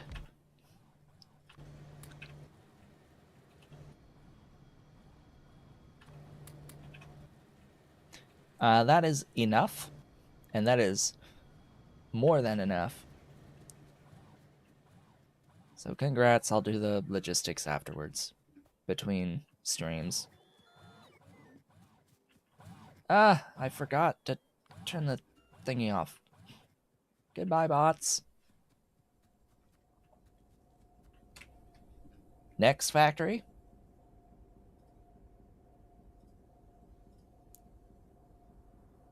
Now that we have the carbon nanotube set up, we have several options as to what we can do next. There's diamagnetic. We can do diamagnetic. Ooh, great. You know, after I got rid of my research centers, now I need research centers again. Huzzah. Huzzee, huzzoo, huzzum. I also need advanced foundries. Oh, I have them. That's fortunate. Alright, up there. Pin. Yeah, I make 7.5 graphene in grand total. So I will need more of that. I will need more of that stuff. Is this used for anything else? No, it's just for this. All right. Fine. Yeah, and you use quite a few of those carbon nanotubes. Again, no productivity? Like why? Like why you no productivity? That's the theme behind a lot of this late game stuff. Like for whatever reason, Pyandon had decided that the vast majority of the items in the late game, they're just not going to be productive. They're all intermediate products, and yet they're just not going to be productive. What this means is that it has the effect of multiplying the base material requirements several fold because they're not productive. If they were productive, the strain on the back end wouldn't be as extreme as it is. Especially in the case of the zinc acetate, like right in here, a lot of issues wouldn't be issues anymore if this step was productive, if this step was productive to make the zinc acetate to begin with, if the zinc acetate, if the zinc nanocompound, and the zinc nanocomplex were all productive recipes, we wouldn't be having as big of a problem with the zinc requirements being far above and beyond every other metal type in the game. I did not mean to close that.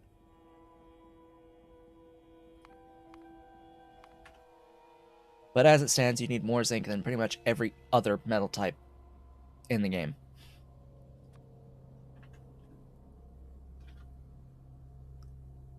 This one is a lot of stuff. Oh yeah, and it's vacuum. Of course, we need to add the vacuum.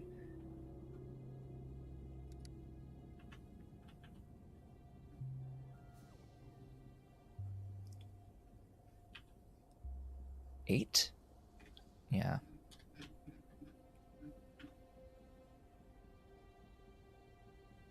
That's going to be more than enough space for 8 train station slots.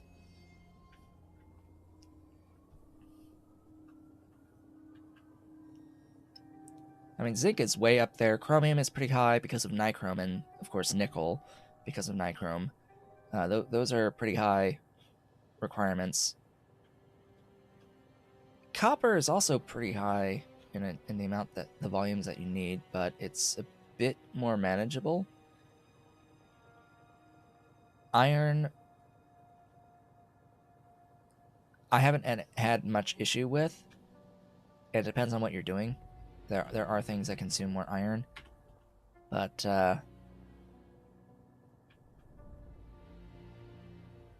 yeah, like the big ones are zinc, nickel, chromium that you need a lot of, tons of, and I guess nextlet too because of these freaking not just the nextlet matrix, but the nenbit matrix as well. Fortunately, this is productive. Like this is productive. And what about nenbit? Is nenbit? Nenbit is also productive. So why does nenbit matrix and its component nextlet matrix, why did these get to be productive? And yet the zinc intermediates don't. Like it's an inconsistency. And I don't like inconsistencies.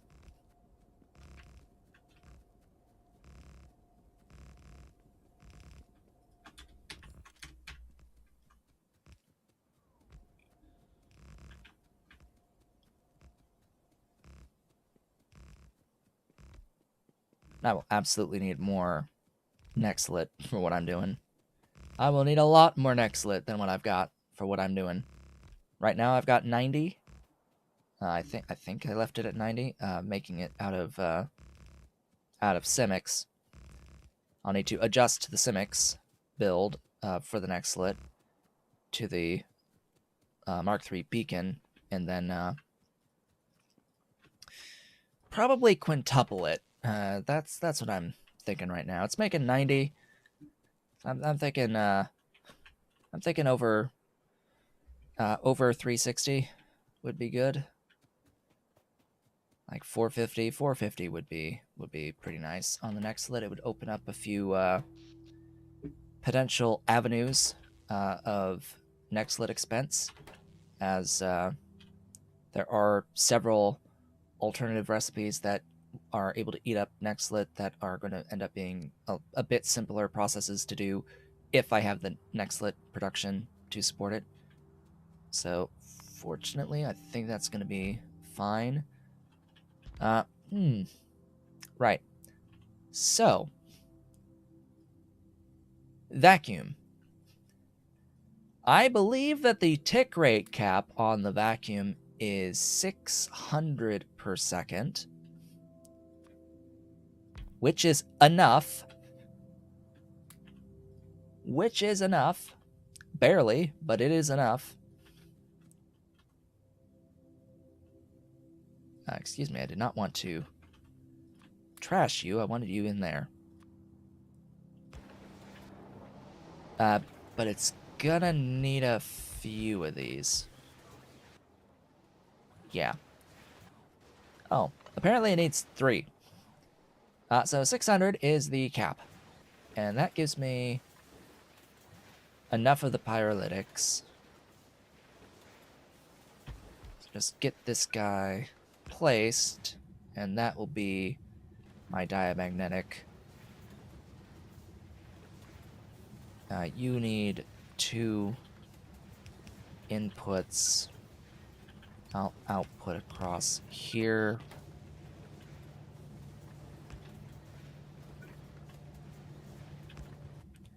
And you'll need an additional 1, 2, 3.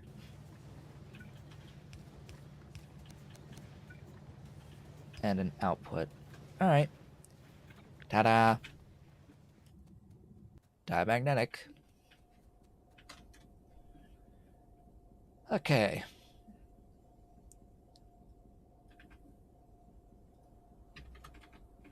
The actual factory infrastructures on these is just amusing, to say the least. All these really big train stations. Yeah, I realized that I could have set up a lot of these things off of one train station, but I like train stations. We're going with this. Put that there as our next thing. What will be the next thing? What do we have left? Smooths. We need smooths. The superconducting magnetic unit, which are a requirement for superconductors. So we will set up SMOO. Shmoo. You do need the deposited vanadiums as well, and I do have those objects, so we're just gonna go and work on building that out. Beautiful Shmoo. And I have all of the components, so we'll be fine. Hello, welcome to the now afternoon. It is 12:06 at the moment. We have a bit less than an hour to go in today's stream, and 1, 2, 3, 4, 5, like 6 more factories I would like to build. At the very least, build the infrastructure for, and then I'll do all the legwork on the train station logistics between streams.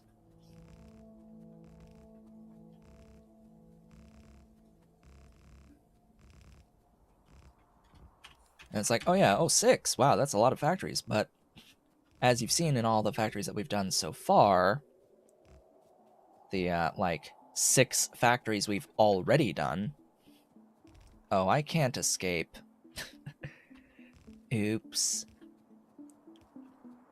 My bots are gonna have to come in and build this in order for my train to escape. Or I just have to manually back it out. Oopsies. Oopsies. Oh. Why, hello. Smooths are productive. Now, why is that just one? Don't I need more than one? Oh, well, I need one for one. All right then. But I need more. Two. I need these magnetic units for infrastructure. Yeah, I'm gonna need more than one. I'm gonna need more than two. I'm gonna need 5. We're gonna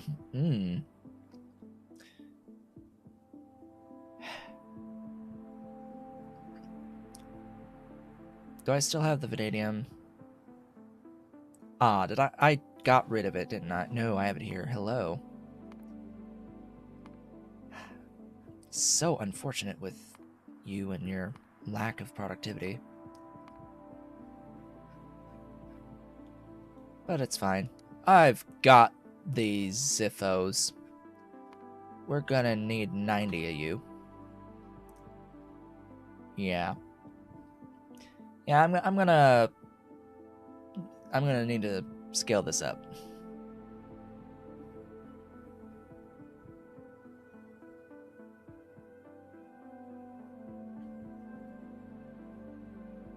Yeah, you took a look at what it would take to edit PyMods to triple the products? Well, yeah, it would be a lot of work to do something along those lines.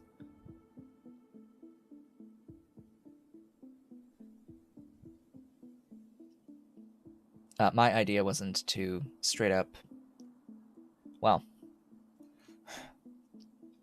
my idea was like a complete rebalance, realistically. I mean, you could safely increase the speed on a lot of the stuff inherently to be a bit faster, although there's some things where the tick rate hurts.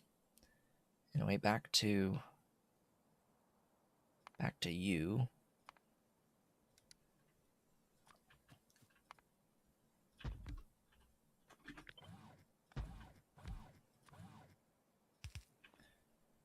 So your 2 inputs, and you will be another 2 inputs,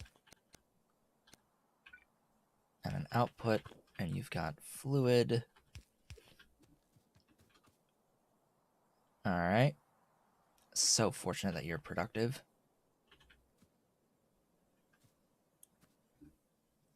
Yeah, there will be a lot of work that needs to be done to get like a realistic rebalance. Because I was also thinking about how a lot of the stuff in Pyandons mods, we always say that existent amounts is fine for a lot of stuff. Just as long as you have stuff getting made, you're fine. Because there's so much to do that by the time you're done with a whole bunch of other stuff, you'll have made a lot, even though it's really slow for a lot of these recipes. The problem is that that's not really a Factorio way of thinking about things, right? Like that's very anti-Factorio. Because, the base game, right? It's about belts of products, full belts of stuff moving and being processed to full belts of stuff. And we're sitting here dealing with like 1 per second, 1 per minute sometimes, less than 1 per minute sometimes of stuff. And it's like, but I want to work with belts of stuff. Just like a fundamental shift in perception.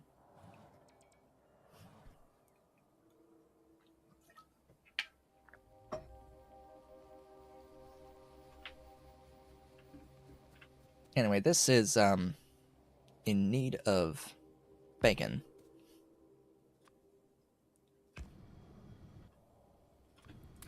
Multiple bacons, considering this one is fairly slow. To get up to 5, huh?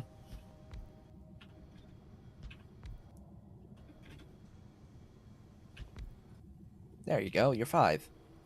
And you are 15. Yeah, you're plenty fast.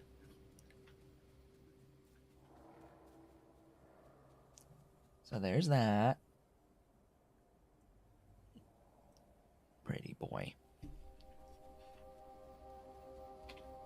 Next. Alright, so that's smooth.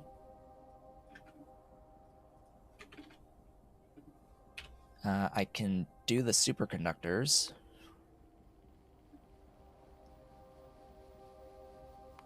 This one's several factories, including PCB factories. Alright.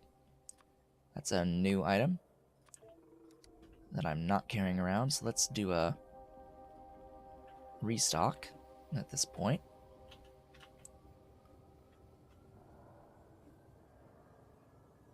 Figure out where I want to place this factory.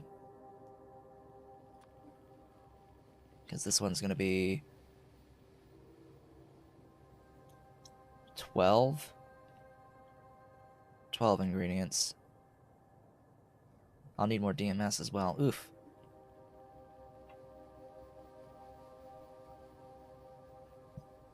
We'll put you here.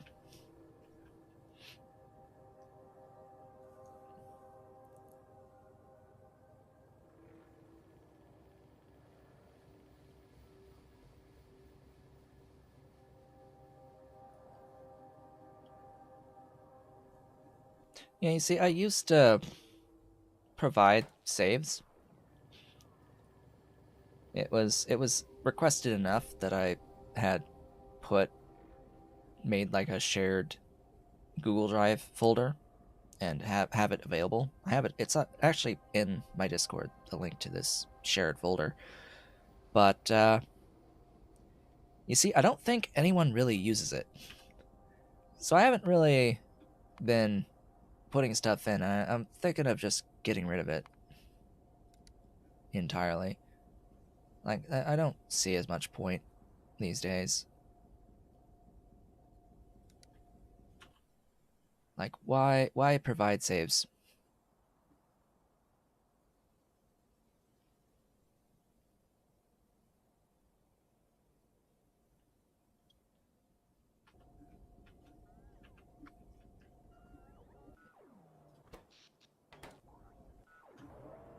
Anyway, stuff, things, restock. Give me stuffs. I have the factories. I now have the rails. Good. Yeah, could use more of my speed modules. And more of my productivities. I'm only carrying 20 efficiencies. I am tempted to just not carry efficiency modules on me at all. I'm down to 39 left on the power build up here. Just a few more flashies on wonderful productivity. So yeah, when it all has its productivity, it only uses a bit over 12 megawatts. 512 solar panels times 48 kilowatts. Yeah, that's double the amount that's being drawn that it can sustain. So I have about twice as many solar panels as I need for this build, which is fine.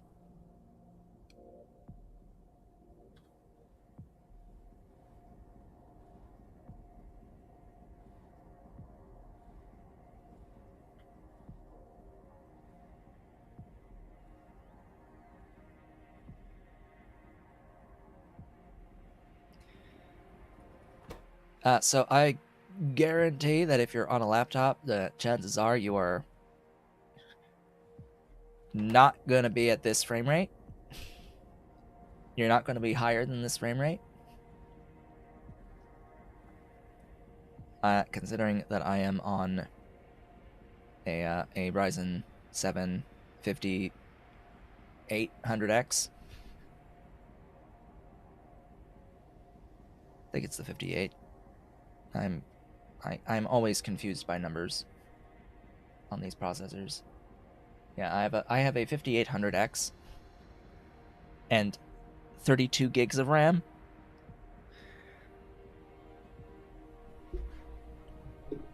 And an 11 gig VRAM GPU, which is currently using 5.1 gigs of its VRAM.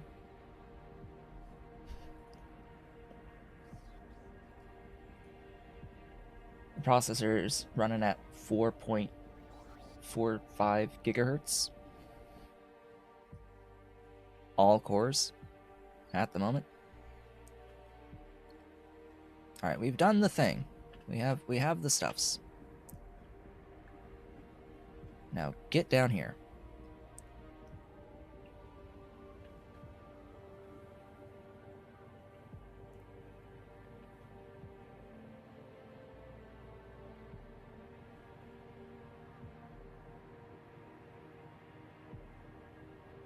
Yeah, I have a pretty decent computer.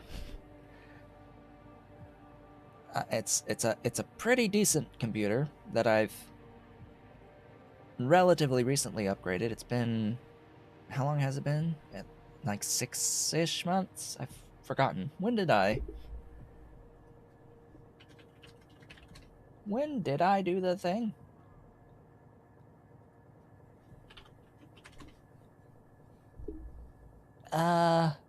It was June, so it's been more than 6 months. It was June of last year. Oh God. It's almost been a year. Wow.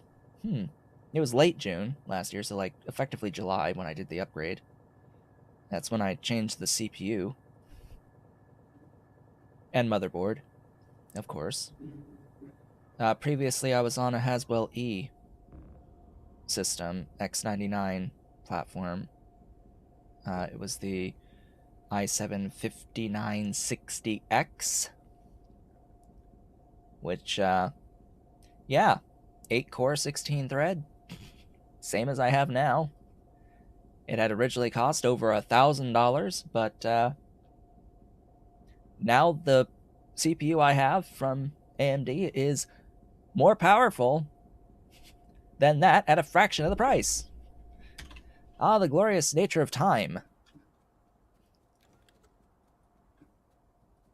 Ah, what time will do.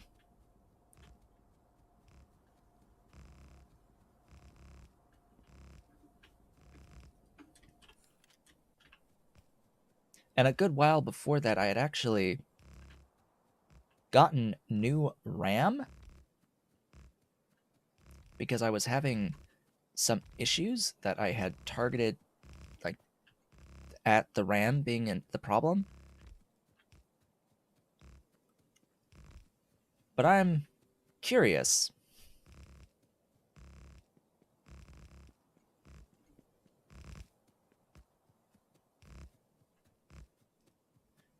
I'm curious as to whether or not my RAM was actually bad. Because, come to find out much later that I actually had an issue with the power supply. And the power supply issue was what was causing a lot of weird behaviors with my system. And I've swapped out to an older power supply that has less wattage. It basically downgraded from a 1,000-watt power supply to a 750-watt power supply. But it makes me wonder, was the RAM issue an actual RAM issue, or was it a power delivery issue to the RAM?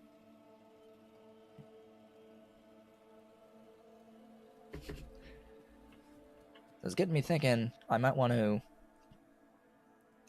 to investigate, try putting the old sticks in.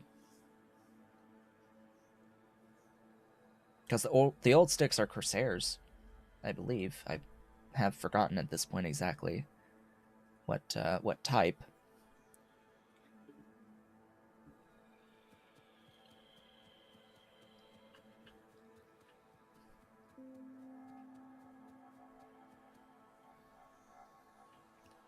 So yeah, very interesting things. I think the next upgrade, quote unquote, for my computer would be to actually get a new power supply. That's going to be on the top of my list as the next thing, because the one that's in there is relatively old. It's working, but I don't know for how long it will work, and I don't have a backup. So if I start getting troubles with this power supply, I'm going to need a new one anyway. And I'd rather have something new in the system and have the backup than be running on the backup, because that's essentially what I'm doing right now. Is I'm running on my backup. Wouldn't want to run a spare tire as the primary tire without having a spare.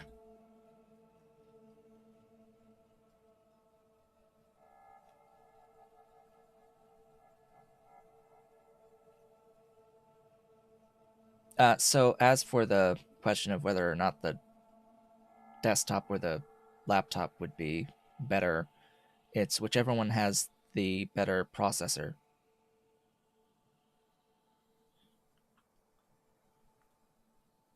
And you should do a you should look up a comparison, like just type in the each processor just like versus each other, and you should get a generalized idea as to how they compare to each other. There's lots of like automated websites that are able to do these comparisons these days. It doesn't give like definitive answers for the most part, but it is at least enough to get an idea. This needs to move a little bit further away.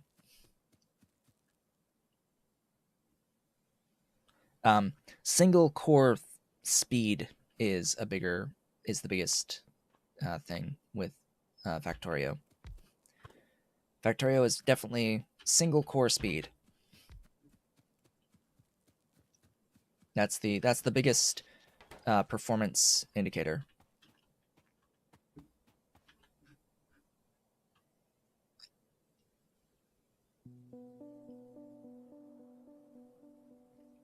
But of course, a more modern CPU, even at a slightly lower clock rate, will still perform better than an older CPU at a higher clock rate, for the most part. It depends, and that's why I'm saying to do this comparison. And generally speaking, mobile CPUs are not as powerful as desktop CPUs. So even if it's older, chances are the desktop one might be stronger. What am I looking for? Why can't I find it? There it is. I need you flipped.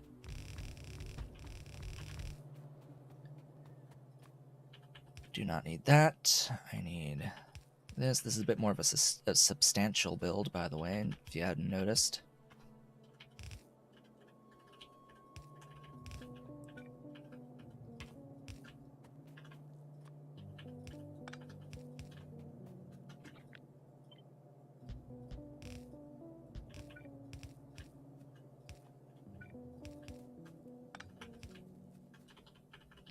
You cross. That there, you.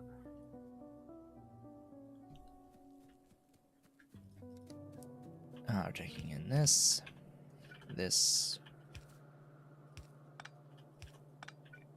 there.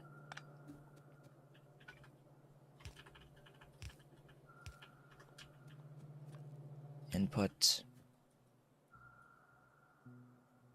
And then I need another 2.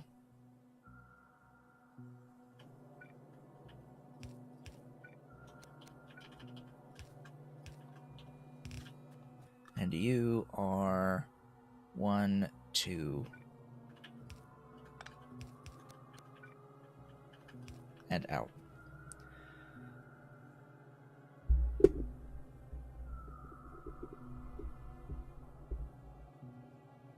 Yeah, Factorio doesn't really, it doesn't matter for the GPU as much. The VRAM matters more than the actual, you know, graphical horsepower. The amount of VRAM matters more. Especially with Pyandons mods, oh god. Like, especially PyMods. VRAM matters. Okay. You faster. Is that enough? That is enough. Is that enough? That is enough. The AMSA is fine. Power that. You are enough. Power that. And you are one more. You are now enough. Alright, there is superconductors. That is the factory. The entirety of the factory. Minus the train station logistics, of course.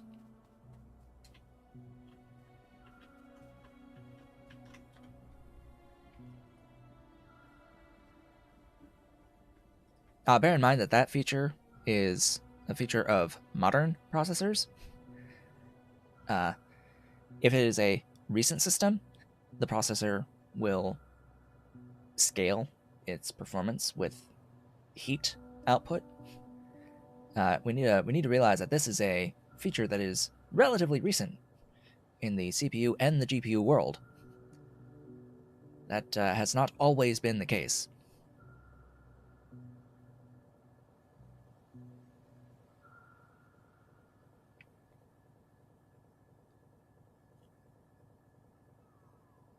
Yeah, it has not always been the case that the speed will change with the heat.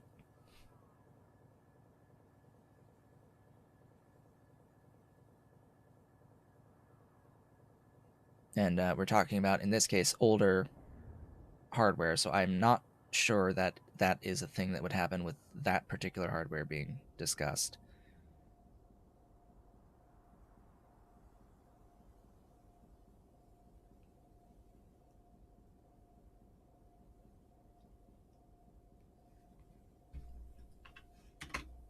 Still, though, that hardware for the laptop and the desktop look is definitely old.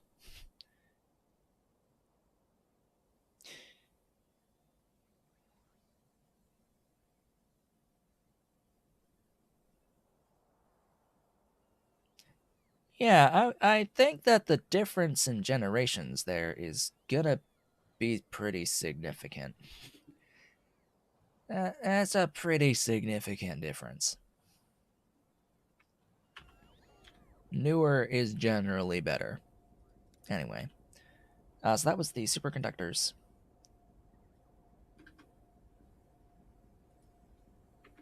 Half an hour left, okay. And 4 factories, can we do it? Depends on the factory, I guess. I need some mixers. Don't think I'll need more PCB factories. Just bring me mixers. Alright, next will be these volumetric energy capacitors. Vex. Glorious Vex. We'll do this. How many? 9? Oh, and you need vacuum, so 8.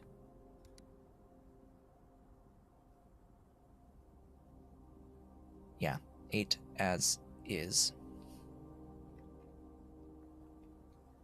We'll do it here. You brought me things. Good. I have things. Oh. Don't leave the train. Don't leave the train. I need to leave. I need to go over here.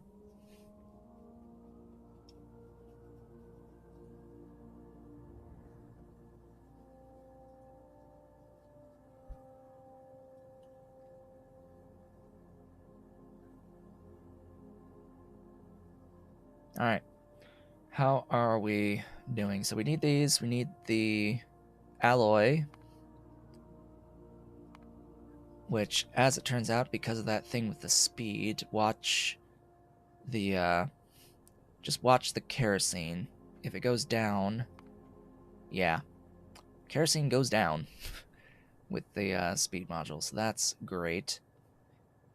Meaning that the speed is enough to compensate for the energy consumption added.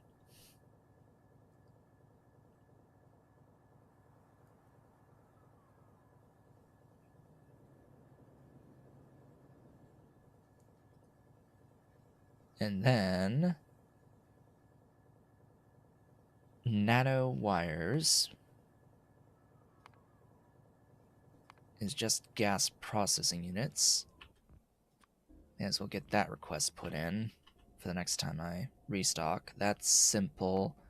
And then the NEMS is also very simple. It's just a train station. All right.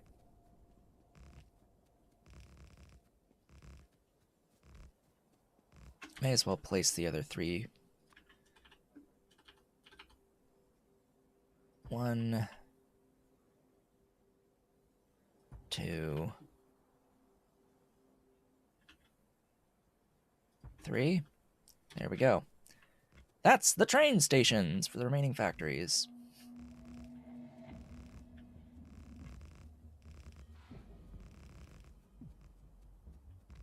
Oh boy, and then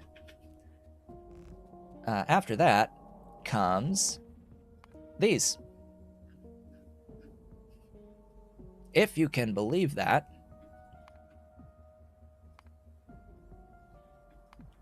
If you can believe it. The next thing on the agenda is circuit force. I just need to make sure that we're on this Mark II infrastructure across the board here.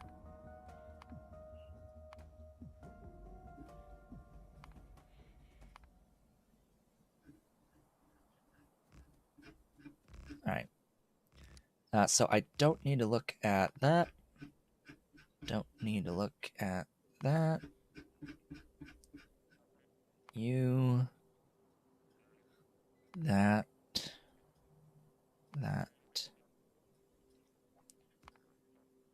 Can get rid of the vast majority of this stuff because I'm already doing these in separate factories. I wish it wouldn't.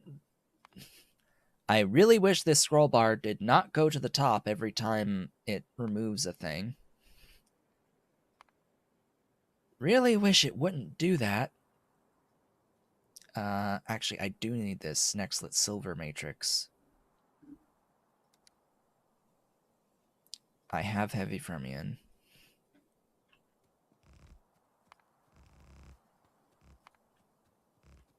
Yeah, I need this as a separate factory. You separate.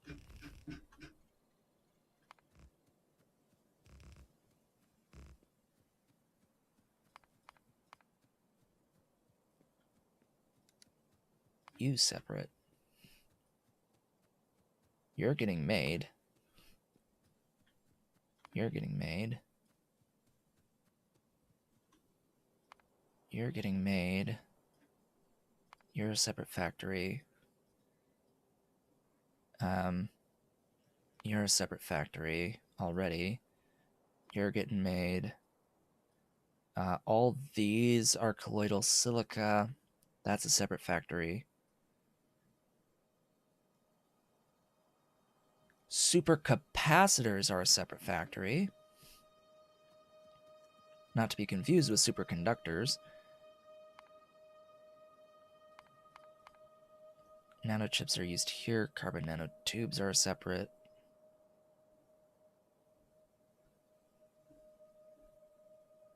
Alright, I think that's it. So there's still 4 more factories for the actual intelligent units, but that'll be direct work towards intelligent units as our next agenda item once we get through these 4 factories here.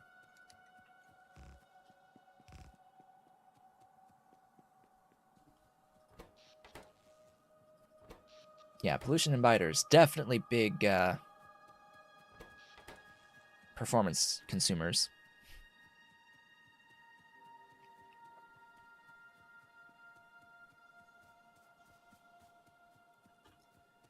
Definitely huge performance consumers.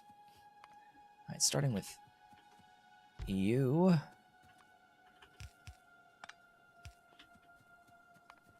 And then you.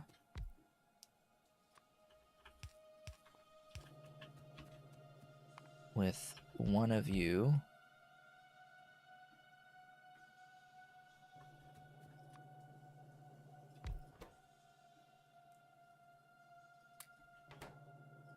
Glorious speed and power. Okay, you are enough. You are enough, and you are enough. Ta-da!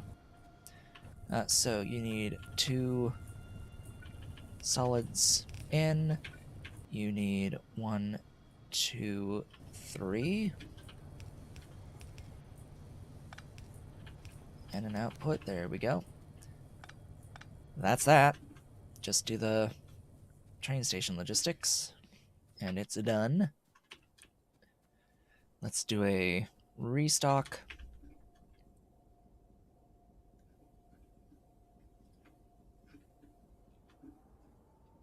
Right, so next stream, I should be working on the intelligent units, by the way. That'll be next stream. Doing these 5 factories for the intelligent units. Speaking of which, the super capacitors are the last thing I need in order to make Nextlit powered accumulators. The Mark II accumulator, which is fantastic. These things have a 120 megajoule energy capacity, which is more than twice that of the Mark I. That's pretty good. That's pretty good. And by the way, the Mark I at 50 megajoules is 10 times a vanilla accumulator. So whereas you would previously need 0.84 accumulators per solar panel, you then need 0.084. And now you need less than half of that once you get the Mark II. Yeah. It's actually pretty awesome. And of course, this is a required item for quantum computers and singularity extractors. Yeah, so singularity extractors exist. They are a power producer. They produce power out of things. How very specific of me. I need smelters. They produce power out of anything. So you can throw any item into the singularity. Like you're literally throwing trash into a black hole, and it gives you power for throwing trash into a black hole. It can be any item in the game, any solid item. It is a way of dealing with byproducts directly and getting power out of it. The problem is making sure that you are able to use said power so that you are constantly voiding. That has been my own personal issue that I've had with the concept of using the singularity extractor for anything at all. Because, yeah, it would be a fantastic means of replacing burners. And I believe that that is what it's supposed to be able to do. It is supposed to replace burners. So that you don't need the solid fuel for the burners at all in that situation. Problem is you need to be using that power, and it's not easy to set up your power grid in such a way that it will consume said power, preferentially. Apparently, especially because in the current state of the game anyway, when using combustion turbines, I think Pyanodon made these the same priority as solar. I'm pretty sure that combustion turbines are the same priority as solar, because 58,000 solar panels can absolutely produce more than the 3.5 gigawatts that they currently produce during the day. And under normal circumstances, that takes total precedence over all other forms of power generation, at the very least over steam, and yet we're still consuming a majority through the turbines, and it's not pulling the full 100% from the solar panels, meaning that by necessity, I know for a fact that these items, that these power production processes have the exact same priority, of which, if one is solar, the other is solar on its priority, which is hard-coded to be the highest possible priority for power usage. If you have any amount of solar level priority production, you are going to be using it. You are going to be using it. My idea for the singularity extractors is that the singularity extractors should be set to the solar priority, and the combustion turbines should not be solar priority. They should absolutely not be solar priority on these turbines. Now, I know that in alternative energy, in pi alternative energy, combustion mixture will no longer exist. I imagine these buildings still exist, so there's something replacing it. But no matter what, I would hope that the priority on the combustion turbines is made lower than solar. Ideally, most ideally, I would want the singularity extractor to occupy a priority level that is either solar equivalent or just under solar equivalent, but it should be the highest compared to everything else, so that when you have those singularity extractors, the power will be used from those preferentially as a priority, highest priority you can get outside of solar.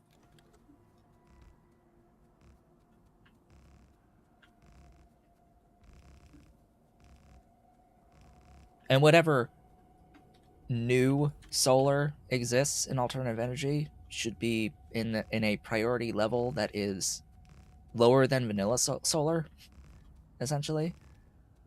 Like, ideally, I would want vanilla solar panels to be disabled completely and nothing using the vanilla solar priority.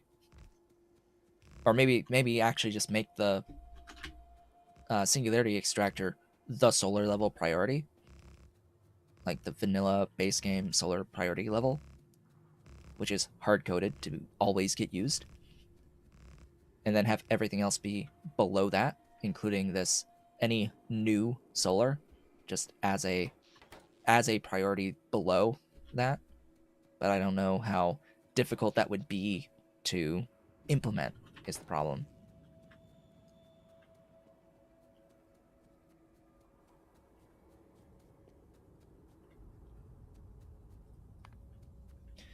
Anyhoozle, this factory is extremely simple. We are done. Not really, but anyway. Oh yeah, you have vacuum.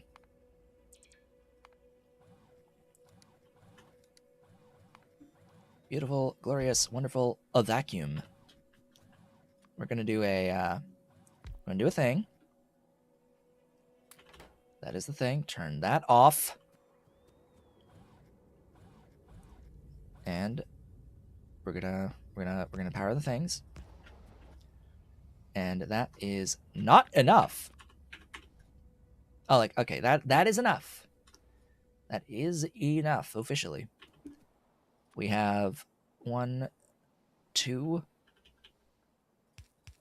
input belts and an output belt. Sure, why not?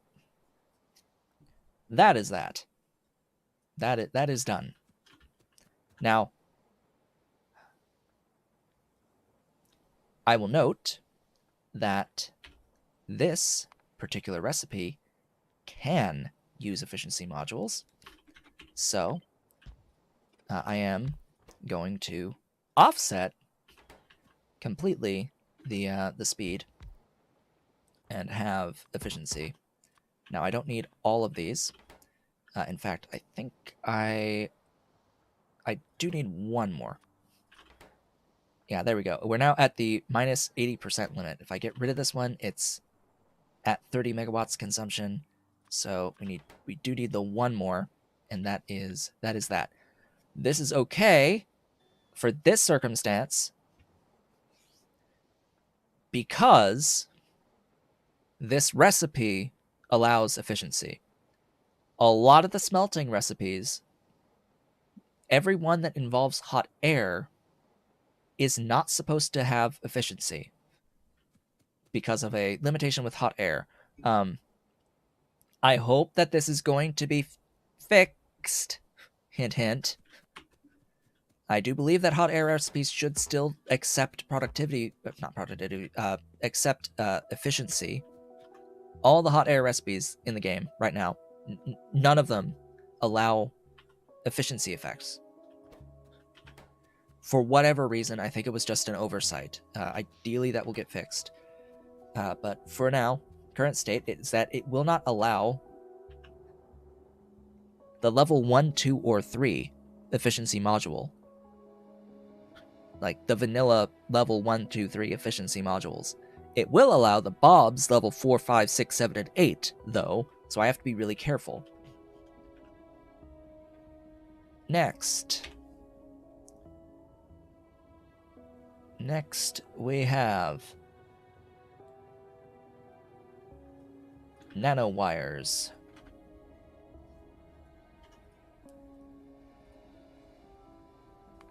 So going in here, getting this pin.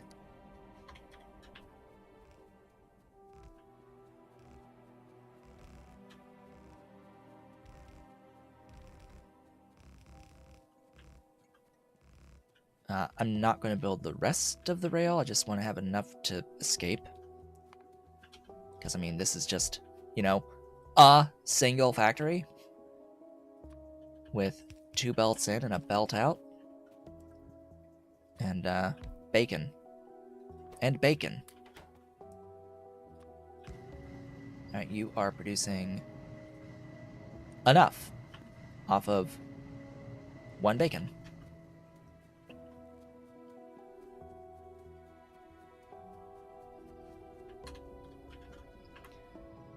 And again, I will do the train station logistics between streams. For now, that's the factory. And then down here for the final bit. And we'll still have a little bit of extra time for some discussions, I guess, going into the intelligent unit stuff and beyond. So as I have said, once I have these items, I will be able to make basically all of the Mark III infrastructure.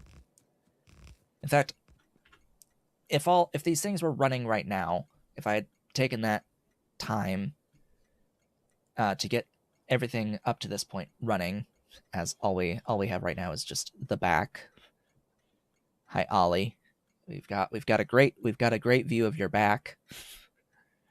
What a great view of the back of Ollie. We would be able to make some of the Mark III buildings now. The thing is, I want to be a little bit more selective of which infrastructure I will make at Mark III, because as I've said already, there's not much of a point for the Mark III of any of the alien life buildings, or very many of the alien life buildings. And definitely, I don't want pulp mill Mark IIIs because I can't put productivity in those. And I don't want the molecular assembler Mark IIIs because I can't put productivity modules in those. So there's no point in the extra module slots that those buildings give me, because at this point, the only thing that matters to me are building module slots for productivity modules. That's all that matters. That's the only reason to even think about making Mark III or Mark IV infrastructure for me, because I could still use Mark I infrastructure and have them be super fast with these beacons and modules. I could make Mark I infrastructure go at the tick rate if I really wanted to for all of the recipes. Like, the building count issue for speed is no longer a factor for like the building level speed. I can multiply it enough with modules that part isn't a thing that I am interested in at all. What I am interested in is productivity, and having 4 module slots for productivity modules is very much on the agenda. So things like chip shooter machines, PCB factories, those are the big ones to get to Mark III and to get to Mark IV when I have the intelligent units for them, and eventually make the other pieces for space science. But I will need to take a detour once I get the things. So you've got 1, 2, 3, 4, 5.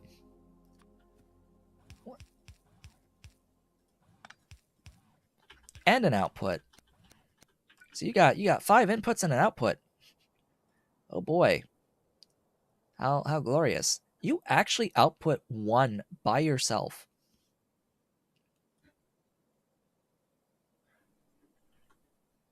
Maybe I should get more.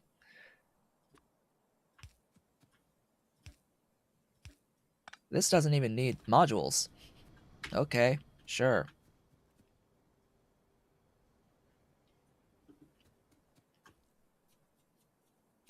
Generally speaking, the Mark IV would have twice the base speed of the Mark II. Generally speaking. The reality is that the crafting speed goes up by a flat value of 1 for the vast majority of machines. For each Mark level, you increase. So for the molecular assembler, yeah, it would go from crafting speed 2 to crafting speed 4. And then the speed modules would be multiplying that crafting speed of 4. So yeah, I would need fewer modules to get the crafting speeds that I need. But the molecular assembler has a building level limitation that prevents it from accepting productivity modules. And I am okay with using a few more speed modules to get the building to be as fast as I need it to be.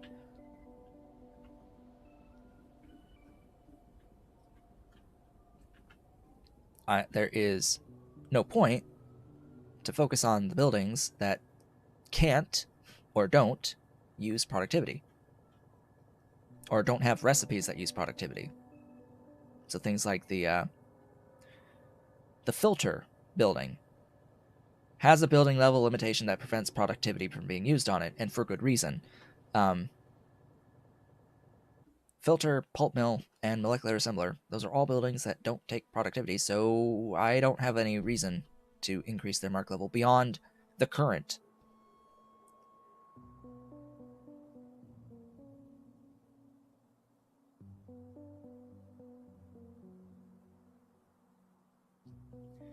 Yeah, they are, the Mark IV buildings are twice as fast as the Mark II in general. But each of my speed modules adds 160% speed times 6 per beacon.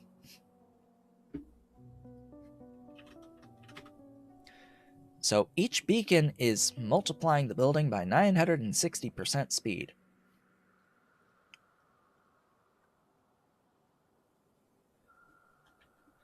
So my point is that it really doesn't matter at all whether or not I have crafting speed 2 or crafting speed 4, if that number is being multiplied by 960% and I only need it to be multiplied by like twice, like 2x, 3x in most cases.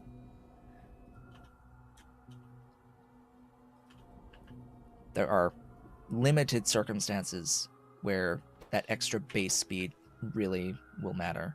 And no matter what the base speed is, even if it's 0.5, I can still get it to be running the recipes at the tick rate of 60 times a second if I really wanted to. Anyway, so that's 12 factories in one day ish. At least the infrastructure placed for 12 factories in one day. I've got a bit more work in order to get those factories, those other 9 factories or 10 factories online that I didn't do the train station logistics for, because I've got to finish setting up the train stations and getting the items requested and delivered.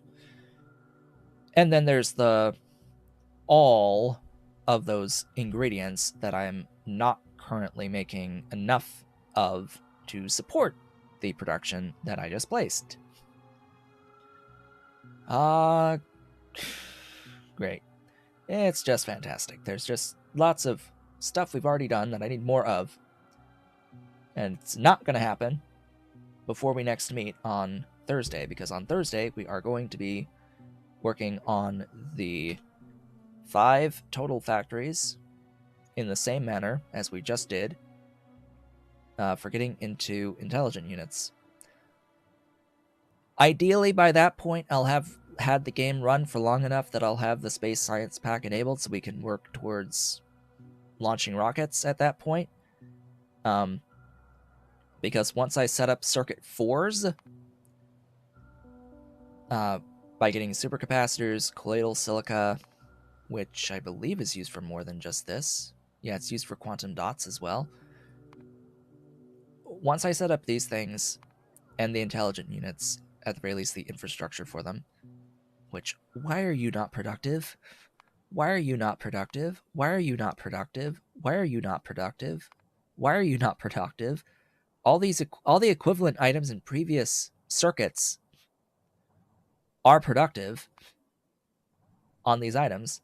Previous LEDs, previous substrates, previous chips and processors, previous substrates, previous resistors, previous inductors, they're all productive, and yet these are not productive. Why? Because middle finger, that's why. Because F you.